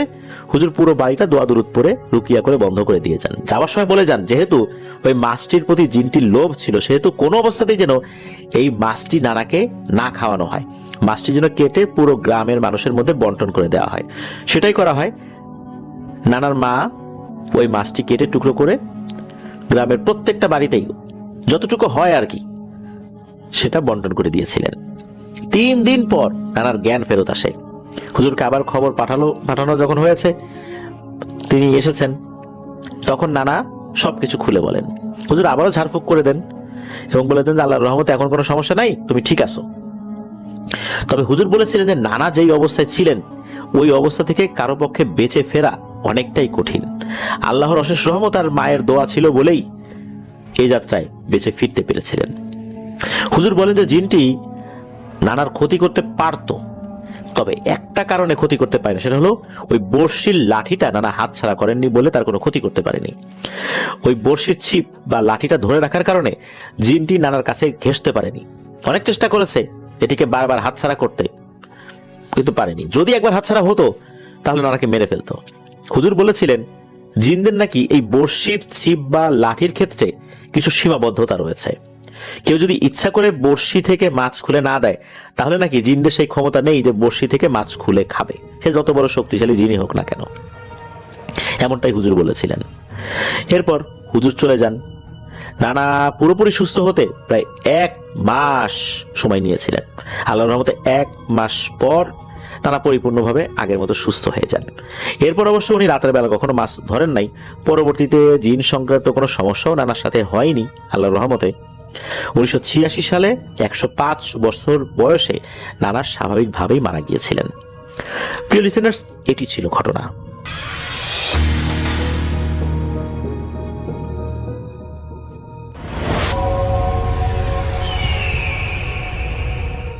হ্যালো রাসেল ভাই, আসসালামু আলাইকুম। আশা করি আপনি ভালো আছেন আর ভালোর দলে আছেন। আমরা জানি আপনি সবসময় ভালোর দলে থাকেন। আমার নাম রিপন, আমি লালমিহাট থেকে বলতেছি।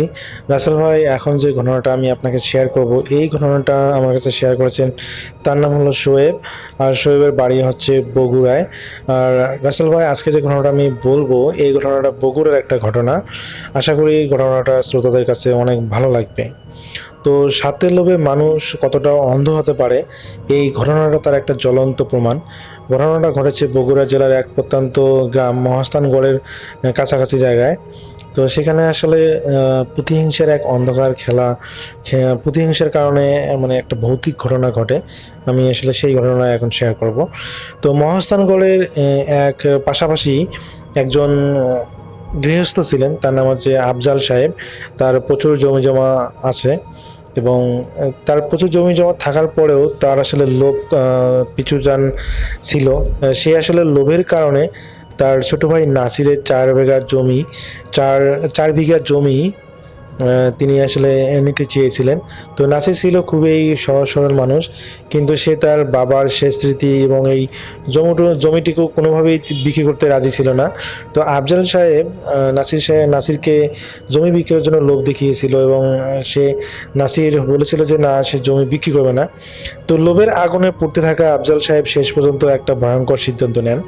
তিনি রাতের অন্ধকারে তিনি একজন তান্ত্রিকের কাছে যান, ওই বগুড়ার একজন তান্ত্রিক, এবং তার নাম ছিল হচ্ছে কালু ভৈরব। তিনি খুবই পরিচিত।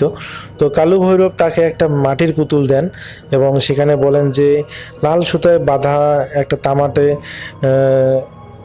সেটা ছিল সে তাবিজটা। তো তিনি বলেন যে এই পুতুলের পেটে নাসিরের নাম লিখে একটা শ্মশানের হাড় ঢুকিয়ে দিলে তাহলে কাজ হয়ে যাবে। তো তারপর ওটাকে যে কোনো শনিবারের অমাবস্যা রাতে নাসিরের বাড়ির যে কোনো একটা জায়গায় পুঁতে দিলে এটা কাজ শেষ।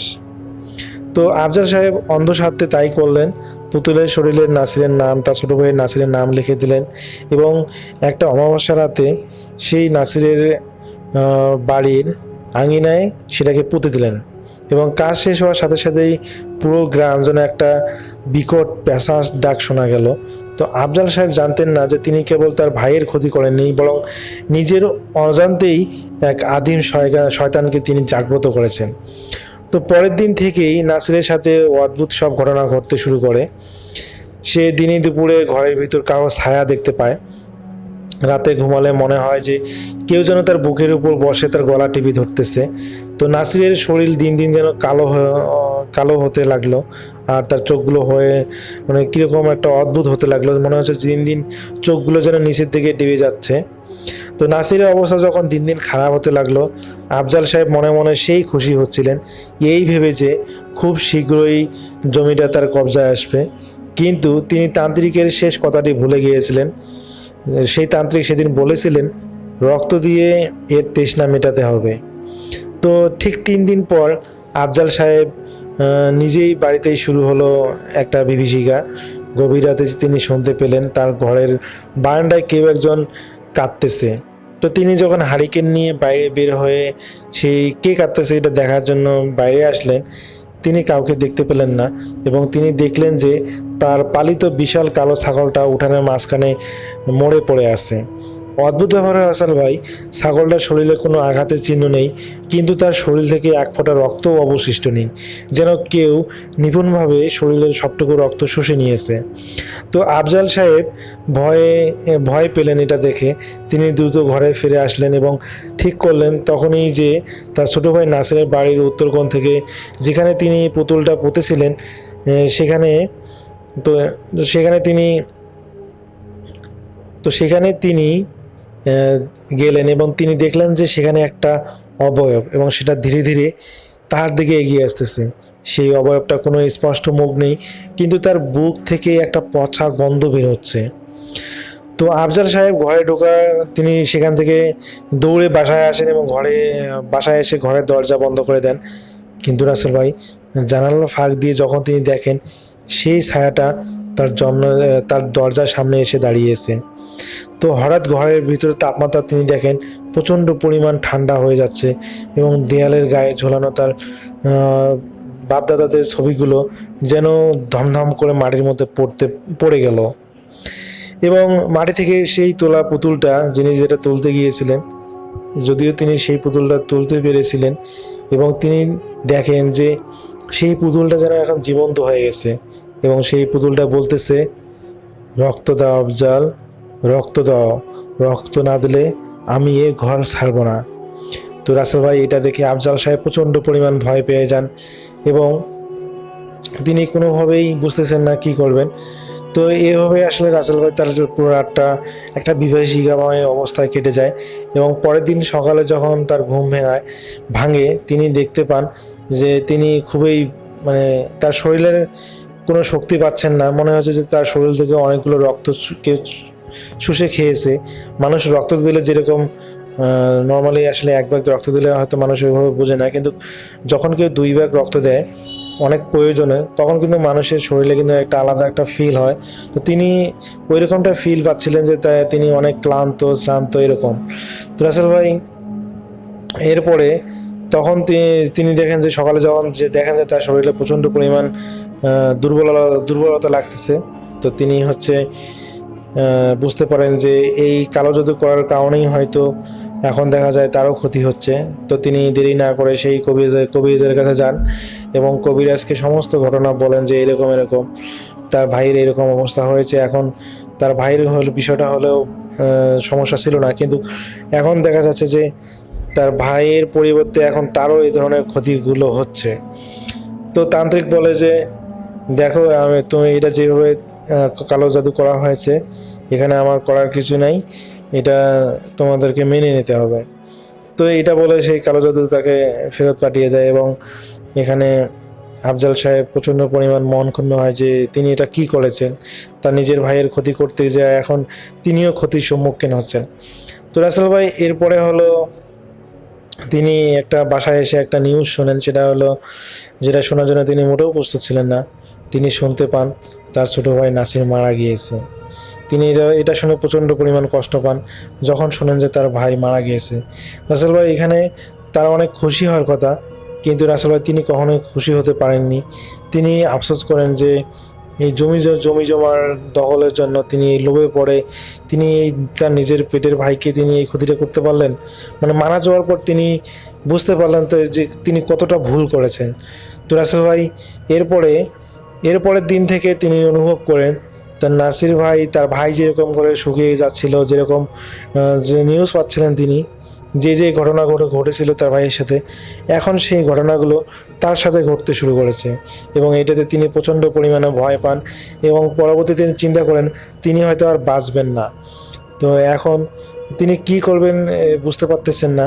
তো এক সময় রাসেল ভাই তিনি সিদ্ধান্ত নেন যে ভালো কোনো কবিরাজকে তিনি দেখাবেন। তো একের পর এক তিনি কবিরাজ দেখাচ্ছেন, কিন্তু কোনো কবিরাজই যেন এই সমস্যার সমাধান করতে পারতেছে না। তো রাসেল ভাই ওই বগুড়ার একজন বিখ্যাত কবিরাজ আছেন, তার নাম সঙ্গত কারণে বলা যাচ্ছে না, এটা আমাকে শোয়েব বলতে নিষেধ করেছে।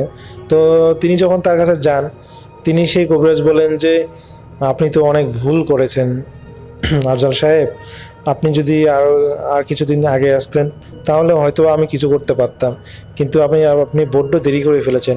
আপনার শরীরের রক্ত আর অল্প কিছু পরিমাণ আছে, এই অল্প পরিমাণ রক্ত ওই আপনি কালো জাদু করেছেন সেই পুতুলটা আপনার রক্তগুলো চুষে খেয়ে ফেলবে।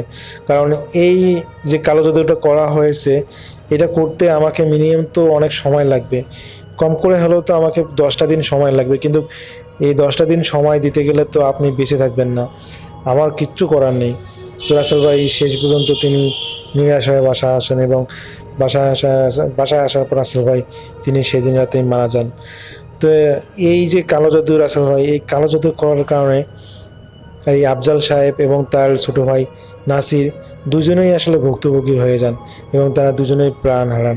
এই কালো জাদু আসলে কতটা ভয়ঙ্কর, যারা এটা আসলে করেন এবং যারা হলো যাদের উপর করেন তারা এই জিনিসটা কিন্তু ফেস করেন, তারা কিন্তু এই জিনিসটা বুঝতে পারবেন যে এটা কতটা খারাপ একটা কাজ। তো রাসেল ভাই, আমরা চেষ্টা করব কালো জাদু থেকে সবসময় দূরে থাকতে। আমরা কারো প্রতি হিংসা মরায়ণ না হয়ে কারো প্রতি কোনো ধরনের করব না। আসলে আমাদের রিজেক্ট কিন্তু আল্লাহর প্রদত্ত, আমরা সবসময় এটা ভুলে যাই। তো রাসেল ভাই, এটাই ছিল শোয়েবের ঘটনা। সে আমাকে এটা ঘটনা পাঠিয়েছে, শোয়েবের বাড়িয়েছে বগুড়ায়। আমার কাছে ঘটনাটা খুবই ভালো লেগেছে, যার কারণে আপনার সাথে শেয়ার করা। যদি ভালো লেগে থাকে অবশ্যই শেয়ার করবেন। তো রাসেল ভাই, এটাই ছিল আমার ঘটনা। সবাই ভালো থাকবেন, সুস্থ থাকবেন, এই প্রত্যাশায়। আল্লাহ হাফেজ।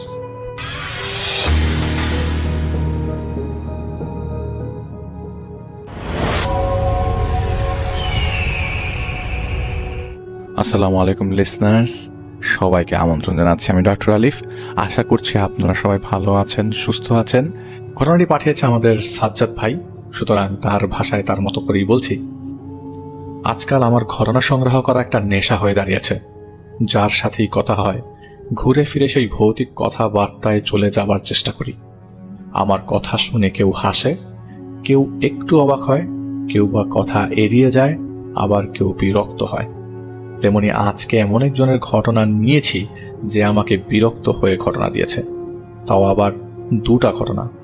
যে আমাকে ঘটনা সংগ্রহে সাহায্য করেছেন তার নাম ঈদ বড় হসপিটালে রিপোর্টের কাজ করে এবং ঘটনাটি ঈদের বন্ধুর সাথে ঘটে এবং এই ঘটনাটি একটি অ্যাম্বুলেন্স নিয়ে।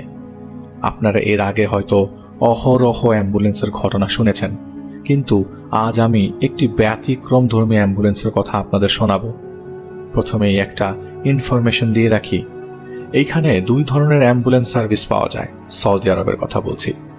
মালিকানা প্রাইভেট হসপিটালের অ্যাম্বুলেন্স, আর একটা হচ্ছে সরকারি অ্যাম্বুলেন্স বা ইমার্জেন্সি অ্যাম্বুলেন্স, যেটা কোথাও অ্যাক্সিডেন্ট করলে, কোনো ঝামেলা হলে বা আগুন লাগলে 997-এ কল করলেই সাথে সাথে চলে আসে। আপনারা অনেকেই হয়তো জানেন যে এইসব সার্ভিস নাম্বারে কল দিলে প্রথমে হেড অফিসে যাবে, সেখান থেকে কল ট্রান্সফার হয়ে তাদের এই সমস্যাজনিত এরিয়ার অফিসে যাবে এবং সেখান থেকে অ্যাম্বুলেন্সটা ওই নির্ধারিত গন্তব্যে পাঠানো হয়ে থাকে। ঘটনায় যদি যাই, যার সাথে ঘটনা তার নাম আয়াদ, একজন ইমার্জেন্সি অ্যাম্বুলেন্স সার্ভিসম্যান।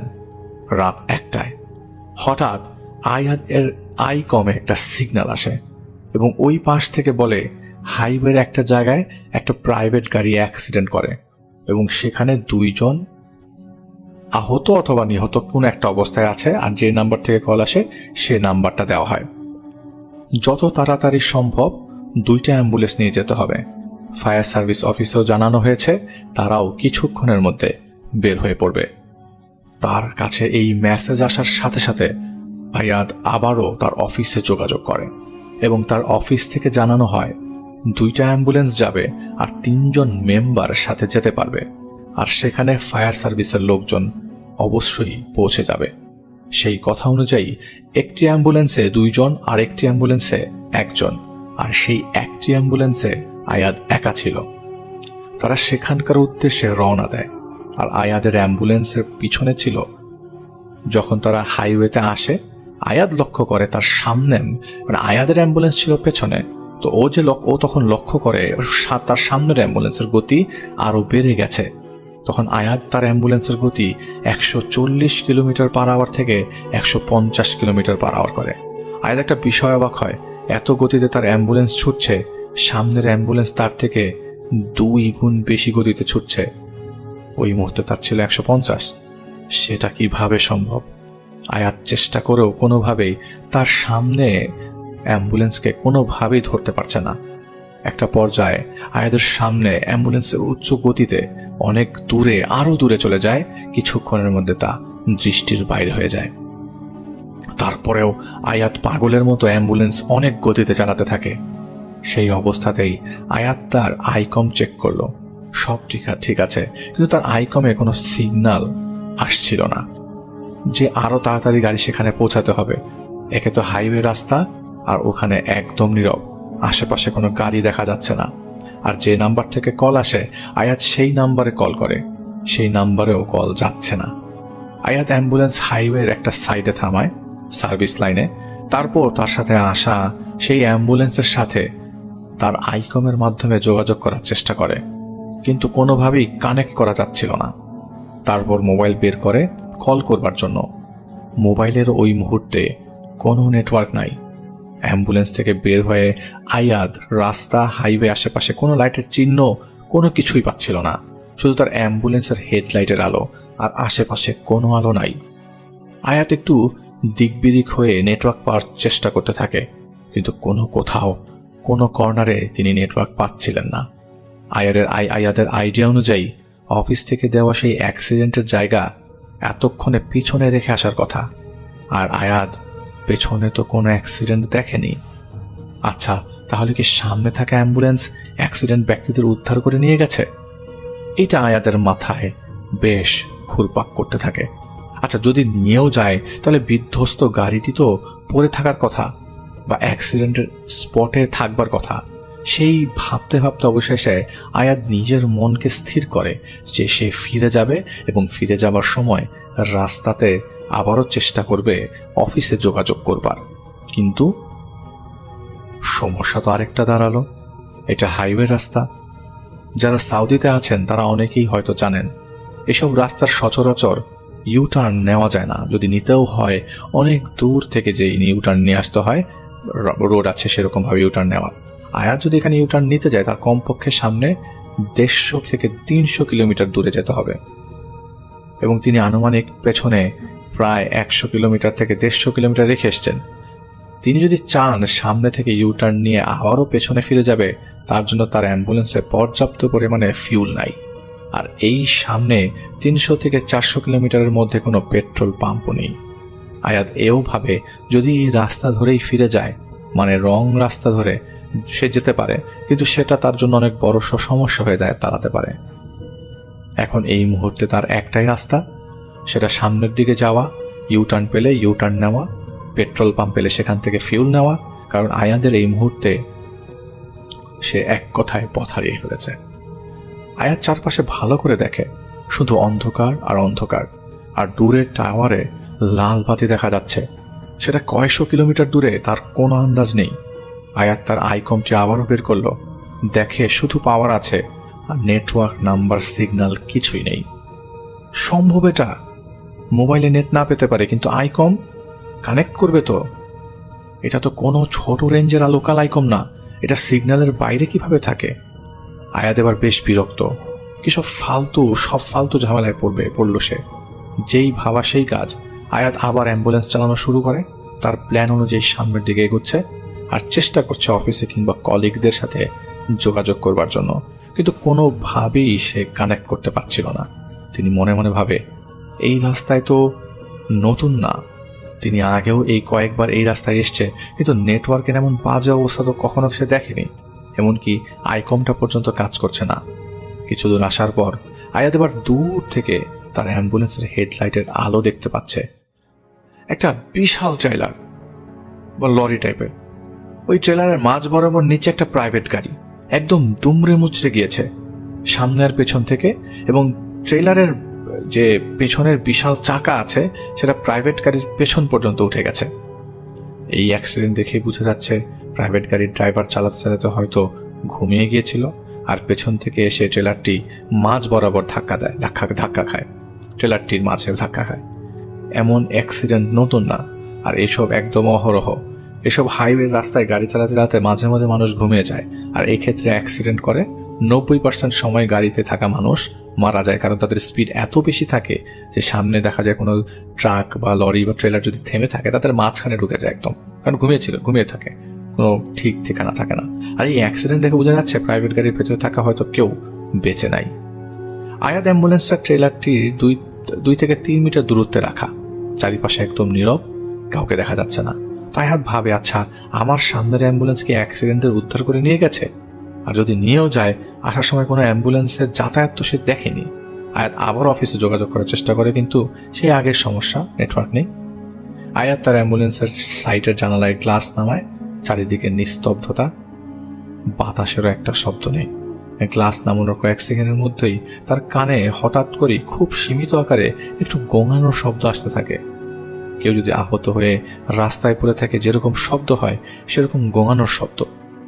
শব্দটা শুনে আয়াত একটু অবাক হয়, তার মানে এখানে কেউ আছে।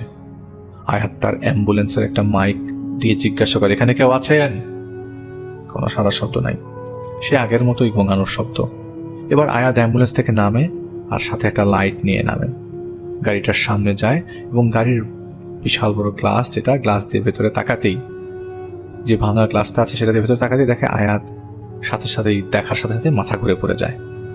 আয়াত যেটা বর্ণনা দিয়েছে সেটা তার কাছে সেই মুহূর্তে তার মনে হচ্ছিল তার মাথাটা ওই মুহূর্তে 100 কেজি হয়ে গেছে, হার্টবিট বেড়ে গেছে, তার স্ট্রোক হবে মনে হচ্ছে, হার্ট অ্যাটাক হবে মনে হচ্ছিল। সেই মুহূর্তে আয়াত শুধু তার নিজের হার্টবিটের শব্দ পাচ্ছিল, নিঃশ্বাস নিতে কষ্ট হচ্ছিল তার। ওই মুহূর্তে শরীর অসাড় হয়ে যাচ্ছিল। কারণ হলো আয়াত ভেতরে তার বাবা আর ছোট ভাইকে দেখছে ওই মুহূর্তে। ছোট ভাই সবেমাত্র কলেজে উঠেছে, বৃদ্ধ বাবা তারা আজকে সন্ধ্যায় দাম্মামের উদ্দেশ্যে রওনা দেয়। আয়াত নিজেকে কন্ট্রোল করতে পারে না, খুব কষ্টে কন্ট্রোল করে এবং গাড়ির সামনে যায়, দেখে এয়ার সেফটি খুললেও লাভ হয় নেই, সেটা ফেটে গেছে। ড্রাইভিং সিটে ছোট ভাই, সে উপর হয়ে আছে, মাথাটা উপরের দিকে উঠে গেছে, আর তার বাবা, ওনার চেহারা, আমার বুক সব থেতলে গেছে। কিন্তু এবার যেটা লক্ষ্য করে সেটা আয়াতের বাবার থেতলানো গলা থেকে গোঙানো শব্দ আসছে। আবার এইভাবেও বর্ণনা করেছে যে একজন শ্বাসকষ্ট রোগীর মতো সে ওই মুহূর্তে নিঃশ্বাস নিচ্ছিল। আয়াত একটু অবাক হয়, শরীর তো থেতলে গেছে, এটা কিভাবে সম্ভব? সে তো বেঁচে থাকার কথা না, আর সেই শরীর থেকে শব্দ আসে কিভাবে?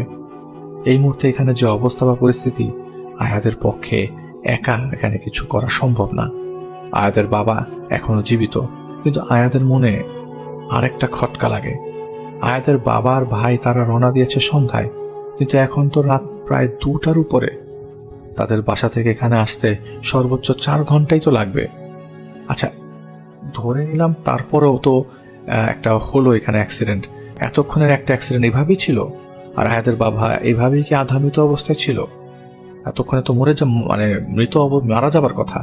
আয়াত সেখানে দাঁড়িয়ে কাঁদতে থাকে আর আশেপাশে খুঁজতে থাকে যে কাউকে পাওয়া যায় কিনা। আচ্ছা, তাহলে ফোন করলো কে বললো এখানে আসতে? আয়াত আসলে এত কিছু চিন্তা করতে পারছিল না, আর ওই মুহূর্তে তার হাতে এত সময় নাই, যত তাড়াতাড়ি সম্ভব হসপিটালে নিয়ে যেতে হবে। কিন্তু আয়াতের বাবার ভাইয়ের অবস্থা, আয়াত একার পক্ষে তাদেরকে বের করা সম্ভব না, কারণ গাড়ি তো দুমড়ে মুচড়ে গেছে, আর তাদেরকে বের করতে হলে গাড়ি কেটে বের করতে হবে। আর এই কাজ ফায়ার সার্ভিসের লোকেরা নর্মালি করে থাকে এইসব কেসেসগুলোতে উদ্ধার করতে, যা রেস্কিউ প্ল্যানে।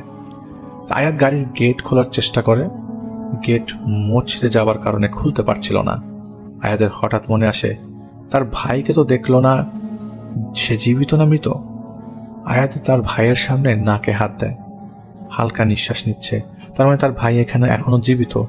আর আয়াতের বাবা থেতলে যাওয়া শরীর থেকে শ্বাসকষ্ট রোগীর মতো নিঃশ্বাসের শব্দ করছে। আয়াত এর আগে এমন মুমূর্ষু অ্যাক্সিডেন্ট দেখেছে। এরকম অ্যাক্সিডেন্টে মুমূর্ষু যেসব মানুষ ছিল তারা নর্মালি বাঁচে না আর কি। অনেক মৃত ব্যক্তি সে দেখেছে, মানে অভ্যস্ত মৃত ব্যক্তি দেখে, কিন্তু এমন নিজের বাবার ভাইকে যে দেখবে সেটা তো সে কখনো চিন্তা করেনি। তাও আবার আধা মৃত, অস্বাভাবিক বিকৃত, সেটা সে কখনো ভাবেনি। আয়াত মনে মনে ভাবে এত কষ্টের থেকে তারা মরে গেলেও ভালো হতো। আয়াত তার ভাইয়ের পাশের জানালার গ্লাসটা পুরোপুরি ভেঙে ফেলে এবং আয়াতের ভাইকে জানালা দিয়ে বের করার চেষ্টা করে। আয়াত দেখে তার ভাইয়ের পায়ে রড এবং লোহা, রডের যে রড আছে সেই রডটা পুরো ঢুকে গেছে। আয়াতের হাত দিয়ে যখন ছাড়ানোর চেষ্টা করবে দেখে পায়ের গিরুর ছোটা নিচে, পায়ের শুধু অল্প কিছু অংশ বেঁচে আছে আর পায়ের বাকি অংশ কাটা পড়ে গেছে। আয়াত হালকা হালকা করে পা থেকে রড ছুটানোর চেষ্টা করে। আয়াত একটু জোর লাগাতেই তার ভাইয়ের বেঁচে থাকা পায়ের বাকি অংশটুকু কেটে যায়। এখানে আয়াতের আসলে কিছু করার ছিল না, এই পা এমনিতেই কাটা পড়ত। নিজের চোখের সামনে এমন দৃশ্য আর নিজের হাতে ছোট ভাইয়ের শরীর বের করে নিয়ে আসা, শরীর থেকে পাটা আলাদা হওয়া সে কল্পনা করেনি। আয়াতের শরীর তখন কাঁপছিল, কাঁপারই কথা, খুবই স্বাভাবিক। সেই কাঁপা হাতেই সে ছোট ভাইকে কোনোভাবে বের করে। আয়াতের ছোট ভাইয়ের অবস্থা এমন যে অ্যাম্বুলেন্সের বেডেও শোয়ানো যাচ্ছে না, আর ইমার্জেন্সি কোনো ট্রিটমেন্ট দেওয়ার অবস্থায় নেই।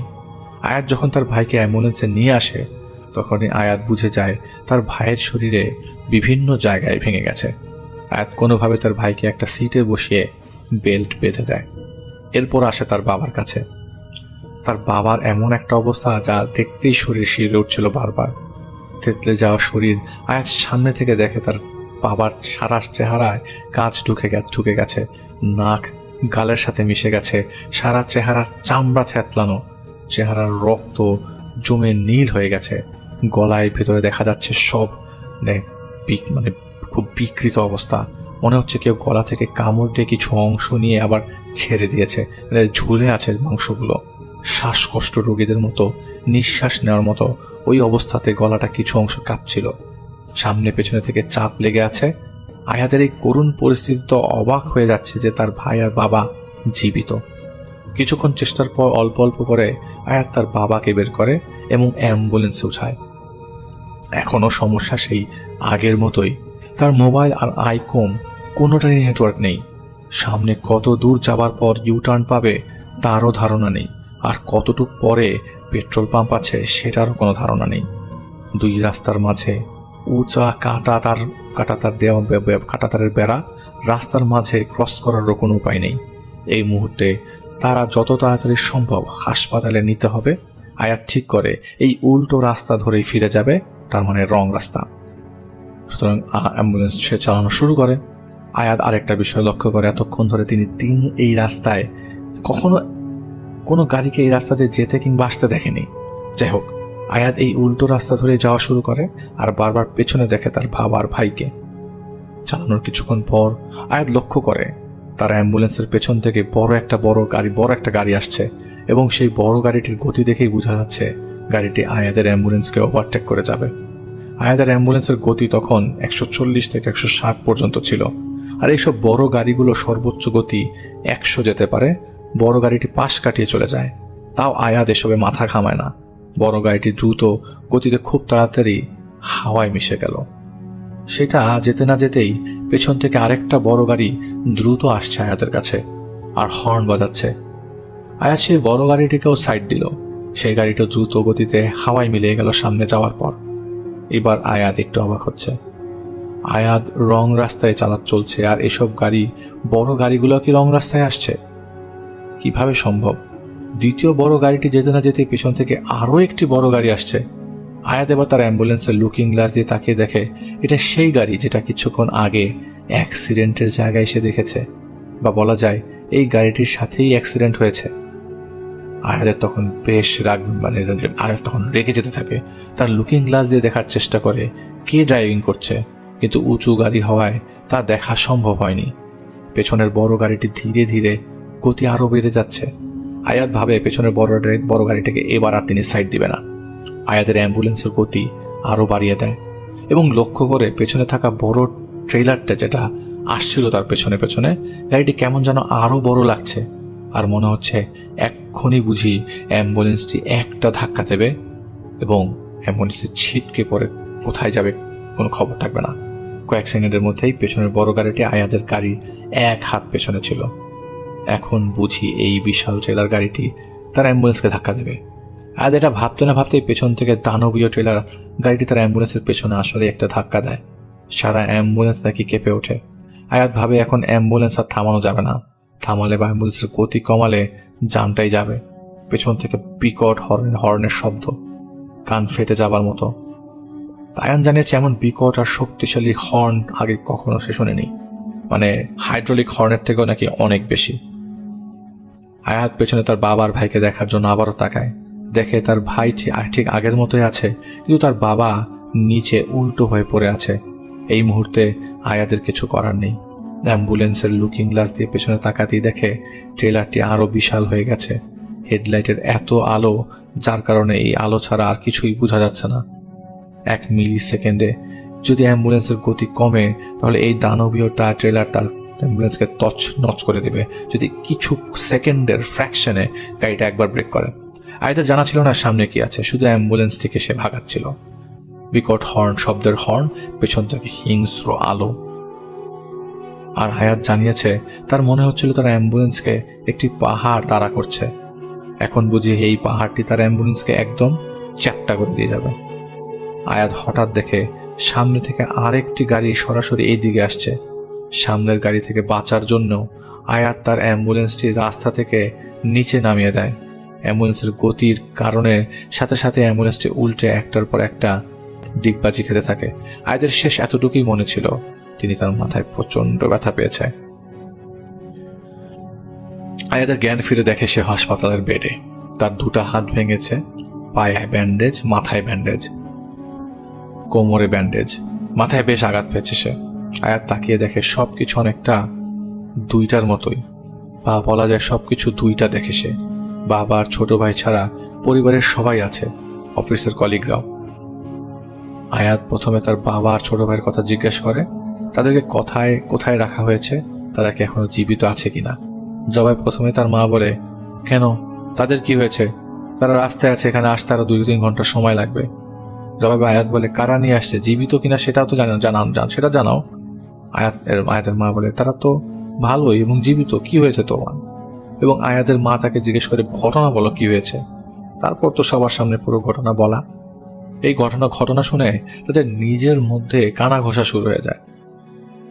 আর অপর পাশ থেকে আয়াদের কলিগরা জানায়, আয়াদের অ্যাম্বুলেন্স পেছনে ছিল এবং প্রথম অ্যাম্বুলেন্সটি গন্তব্যস্থানে দাঁড়ায়, কিন্তু দ্বিতীয় অ্যাম্বুলেন্স মানে আয়াদের অ্যাম্বুলেন্স সেখানে আর থামায় না, বরং আরো উচ্চ গতিতে তাদের ছাড়িয়ে চলে যায়। পেছন থেকে তারা হর্ন দেয়, ডাকে, ইশারা দেয়। তারপরও নাকি আয়াত সেখান থেকে তারা অ্যাম্বুলেন্স নিয়ে কোনোভাবেই সে দেখেনি, ভ্রুক্ষেপ করেনি। সাথে সাথে তারা আইকমে মেসেজ দেয়, কোনো উত্তর নেই। ফোন করে, মোবাইল বন্ধ এবং তা নেটওয়ার্কের বাইরে। তারা অ্যাক্সিডেন্ট করা নিহতদের নিয়ে আসে। একটা প্রাইভেট গাড়িতে 2 জন ছিল, চলতি পথে হয়তো ঘুমিয়ে গিয়েছিল। গাড়ি চালাতে চালাতে সরাসরি একটা ট্রেলারের মাঝ বরাবর ধাক্কা খায়। উচ্চ গতিতে ধাক্কা দেওয়ার কারণে গাড়িটার সামনে একেবারে চ্যাপ্টা হয়ে গিয়েছিল। ভেতরে থাকা ডান পাশের জনের শরীর থেতলে যায়, আর ড্রাইভিং সিটে যিনি ছিলেন সহজে বললে তার গলা ভেঙে যায়, বুকের খাঁচা ভেঙে যায়। আর এই 2 জনই স্পট ডেড। আর অফিস থেকে আয়াতের সাথে যোগাযোগ করার চেষ্টা করছে। তাদের প্রতিটি অ্যাম্বুলেন্সে জিপিএস ট্র্যাকার থাকে। তো অবশেষে তাকে জিপিএস ট্র্যাকার দিয়ে খোঁজার চেষ্টা করে, কিন্তু আয়াতের অ্যাম্বুলেন্সের লোকেশনের কোনো অস্তিত্ব পায়নি। পুলিশকে জানানো হয় এবং ঊর্ধ্বতন কর্মকর্তাদের জানানো হয়। অবশেষে তাদেরই হেল্পলাইনে একটা ফোন আসে, অমুক একটা জায়গায় অ্যাম্বুলেন্স উল্টো পথে আসার সময় অ্যাক্সিডেন্ট করে, এবং সেই খবর অনুযায়ী আয়াতকে পরে নাকি সেই মুহূর্তে পাওয়া যায়, তারাকে উদ্ধার করে নিয়ে আসে। এটা ছিল ঘটনা আয়াতের।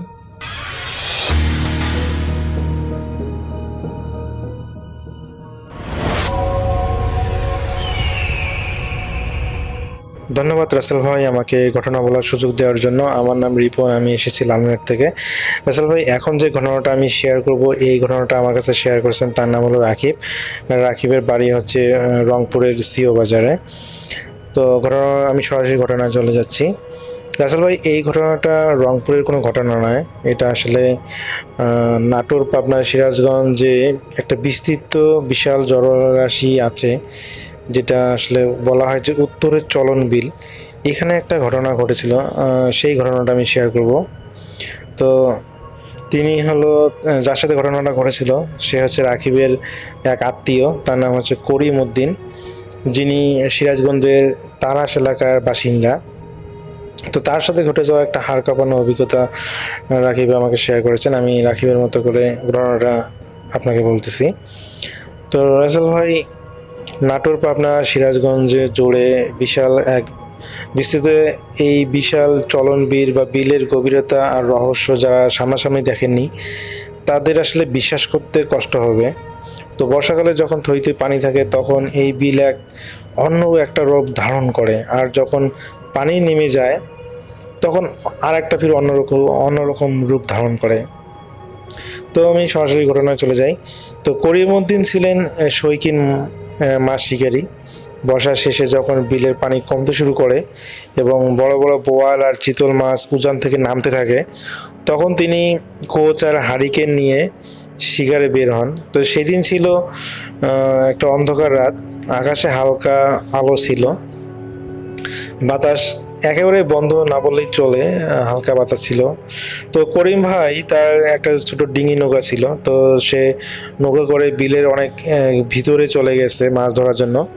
সাধারণত জেলেরা যেখানে মাছ ধরে তিনি সেখান থেকে অনেক দূরে, সেই জায়গাটার নাম হচ্ছে ঘোলাঘাট নামে একটা জায়গা আছে, তো সেই জায়গায় তিনি পৌঁছান। তো ওই এলাকার বড় বড় হিজল গাছ পানির নিচে আধা ডোবা অবস্থা থাকে, আর সেখানকার পানি সবসময় কুচকুচে কালো। তো গ্রামের মানুষ বলে যে ওই ঘোলাঘাটে দিনের বেলাতেও নাকি নৌকা নিয়ে কেউ যেতে সাহস পায় না, ওই জায়গাটা এতটা হন্টেড।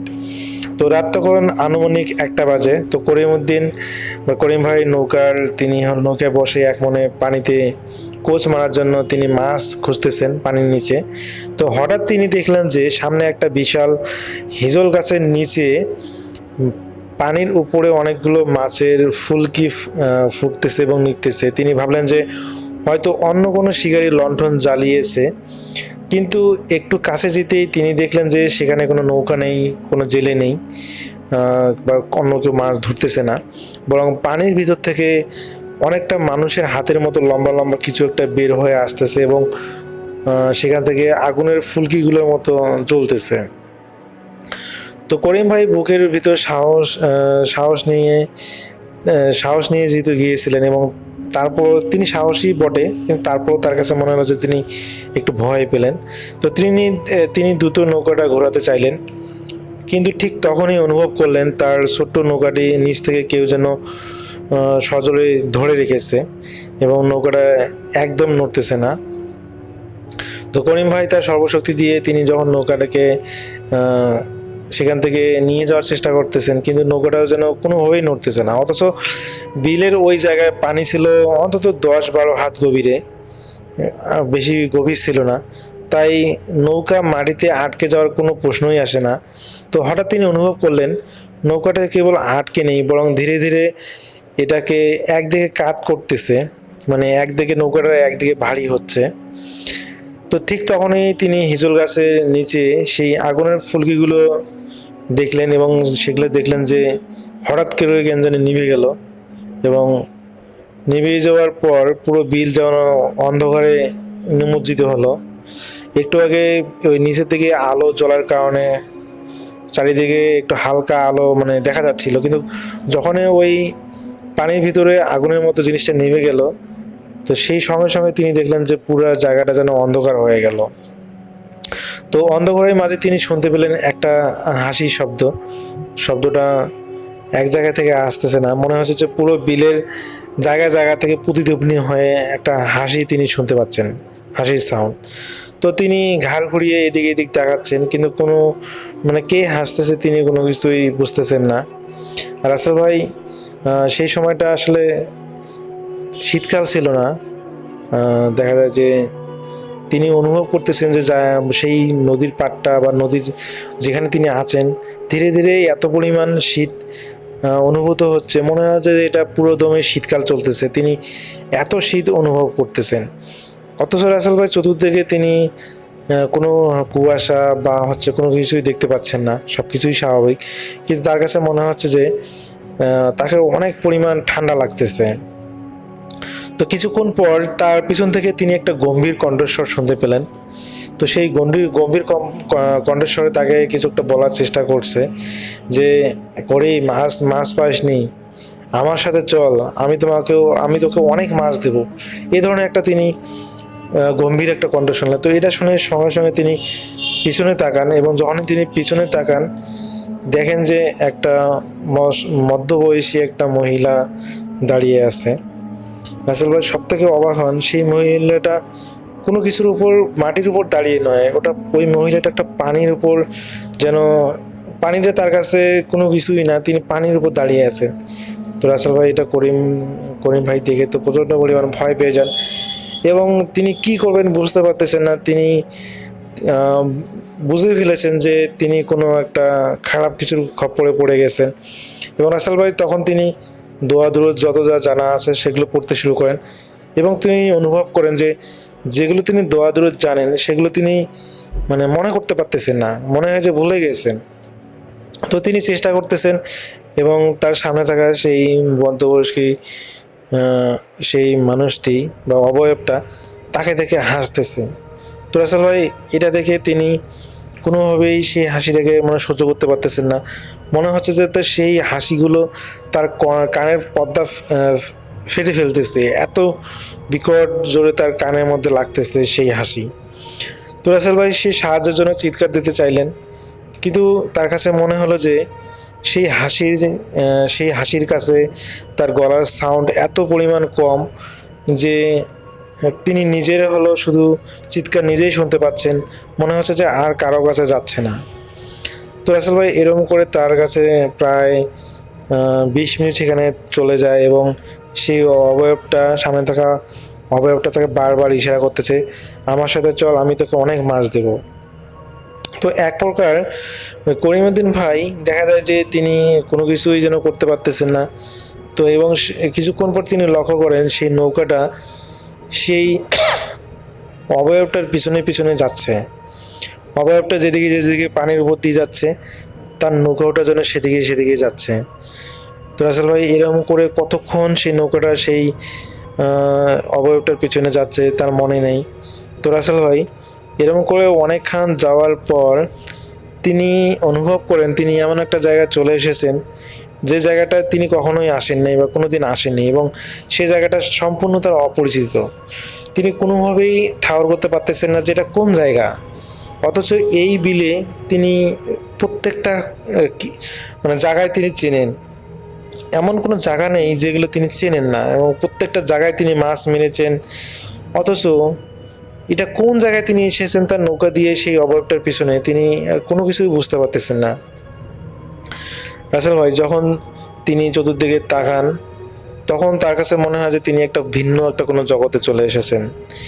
এখানে রাসেল ভাই এত পরিমাণ মাছ, পুকুরে মাছগুলো ভেসে ভেসে বেড়াচ্ছে, যেগুলোকে খুঁজতে হয় না, সেই মাছগুলোকে স্পষ্ট দেখা যাচ্ছে, যে চাইলে সেগুলোকে ধরা যাচ্ছে। তো করিমউদ্দিন ভাই তিনি আসলে বুঝতেছেন যে এগুলো আসলে মাছ ঠিকই, কিন্তু এগুলো মাছ নয়, আসলে তার কোনো ক্ষতি করার জন্য হয়তো বা তাকে এখানে নিয়ে আসা হয়েছে। এবং সেই অবয়বটা রাসেল ভাই যখন ওই করিমউদ্দিন ভাইকে বলতেছে যে তোমার যতগুলো মাছ লাগে তুমি এখান থেকে ততগুলো মাছ নাও, কোনো সমস্যা নেই, আমি আজকে তোমাকে খুশি করব, তোমার যতগুলো মাছ লাগে তুমি নাও। তো রাসেল ভাই করিমউদ্দিন ভাই বলে যে না, আমার মাছ লাগবে না, আমাকে যেতে দাও, আমি বাসায় যেতে চাই, আমি কোনো মাছ চাই না। তো এটা বলার পর সেই অবয়বটা যেন রাসেল ভাই তার প্রতি এতক্ষণ যেরকম হাসি খুশি ছিল বা হচ্ছে নর্মাল ব্যবহার করতেছিল, এখন যেন সে যেন তিলে বেগুনে জ্বলে উঠতেছে। মনে হচ্ছে যে তার চোখ দিয়ে এখন আগুন বের হচ্ছে, তার হাসির বদলে এখন ভয়ঙ্কর একটা রূপ করিমউদ্দিন ভাই দেখতে পেল। এবং সে গর্জনের সাথে বলতেছে, মাছ নে, চলে যা, না হলে তোর আজকে জীবন এখানেই শেষ হবে। তো রাসেল ভাই করিমউদ্দিন ভাই এইরকম ওই অবয়বটা বা জিনটার এরকম একটা আকৃতি দেখে সে প্রচণ্ড পরিমাণে ভয় পেয়ে যায়, এবং সে সাপ মানা করে দেয় যে আমি কোনো মাছ নিতে পারবো না, আমার মাছের দরকার নেই, আমি বাড়ি যেতে চাই। তো তিনি আসলে তার মানে সিদ্ধান্তে অটল ছিলেন যে তিনি কোনো মাছ চান না, তিনি বাড়ি ফিরে যেতে চান।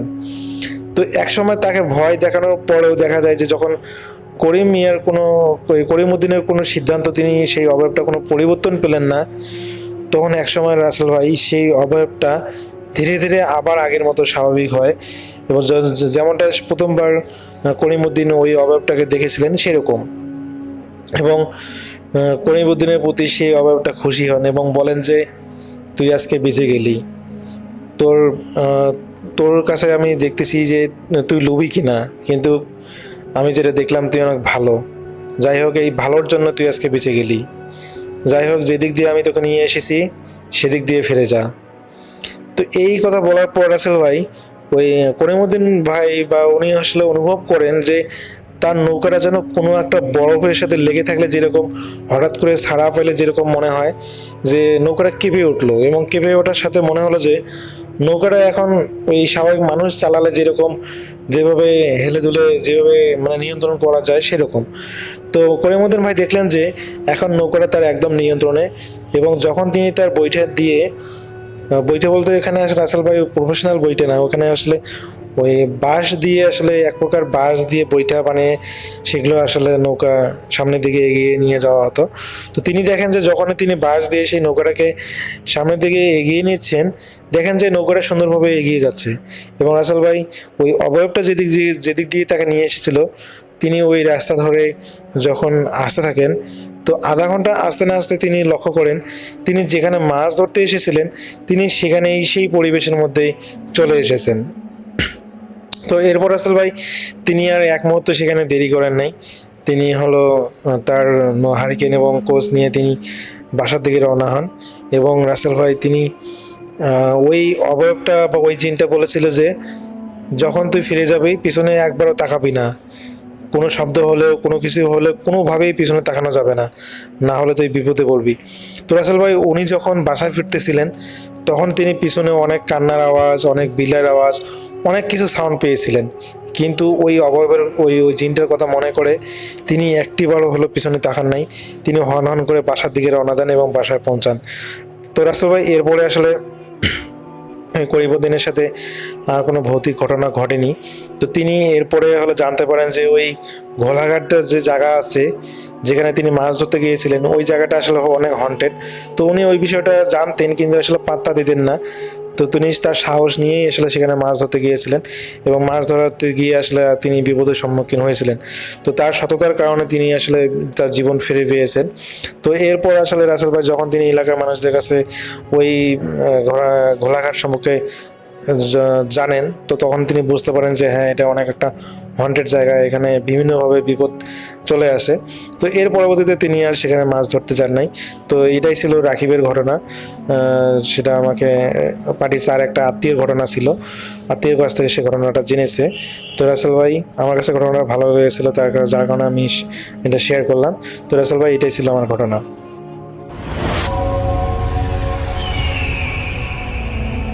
হ্যালো লিসেনার্স, আশা করি ঘটনাগুলো আপনাদের ভালো লেগেছে। আমি চেষ্টা করেছি বাছাই করে ঘটনাগুলো আপনাদের মাঝে শেয়ার করার। আমি প্রতিদিনই ঘটনাগুলো বাছাই করে আপনাদের মাঝে একটি করে এপিসোড শেয়ার করার চেষ্টা করি। যদি আমার ঘটনাগুলো একটু ভালো লাগে তাহলে অবশ্যই এই চ্যানেলটি সাবস্ক্রাইব করবেন।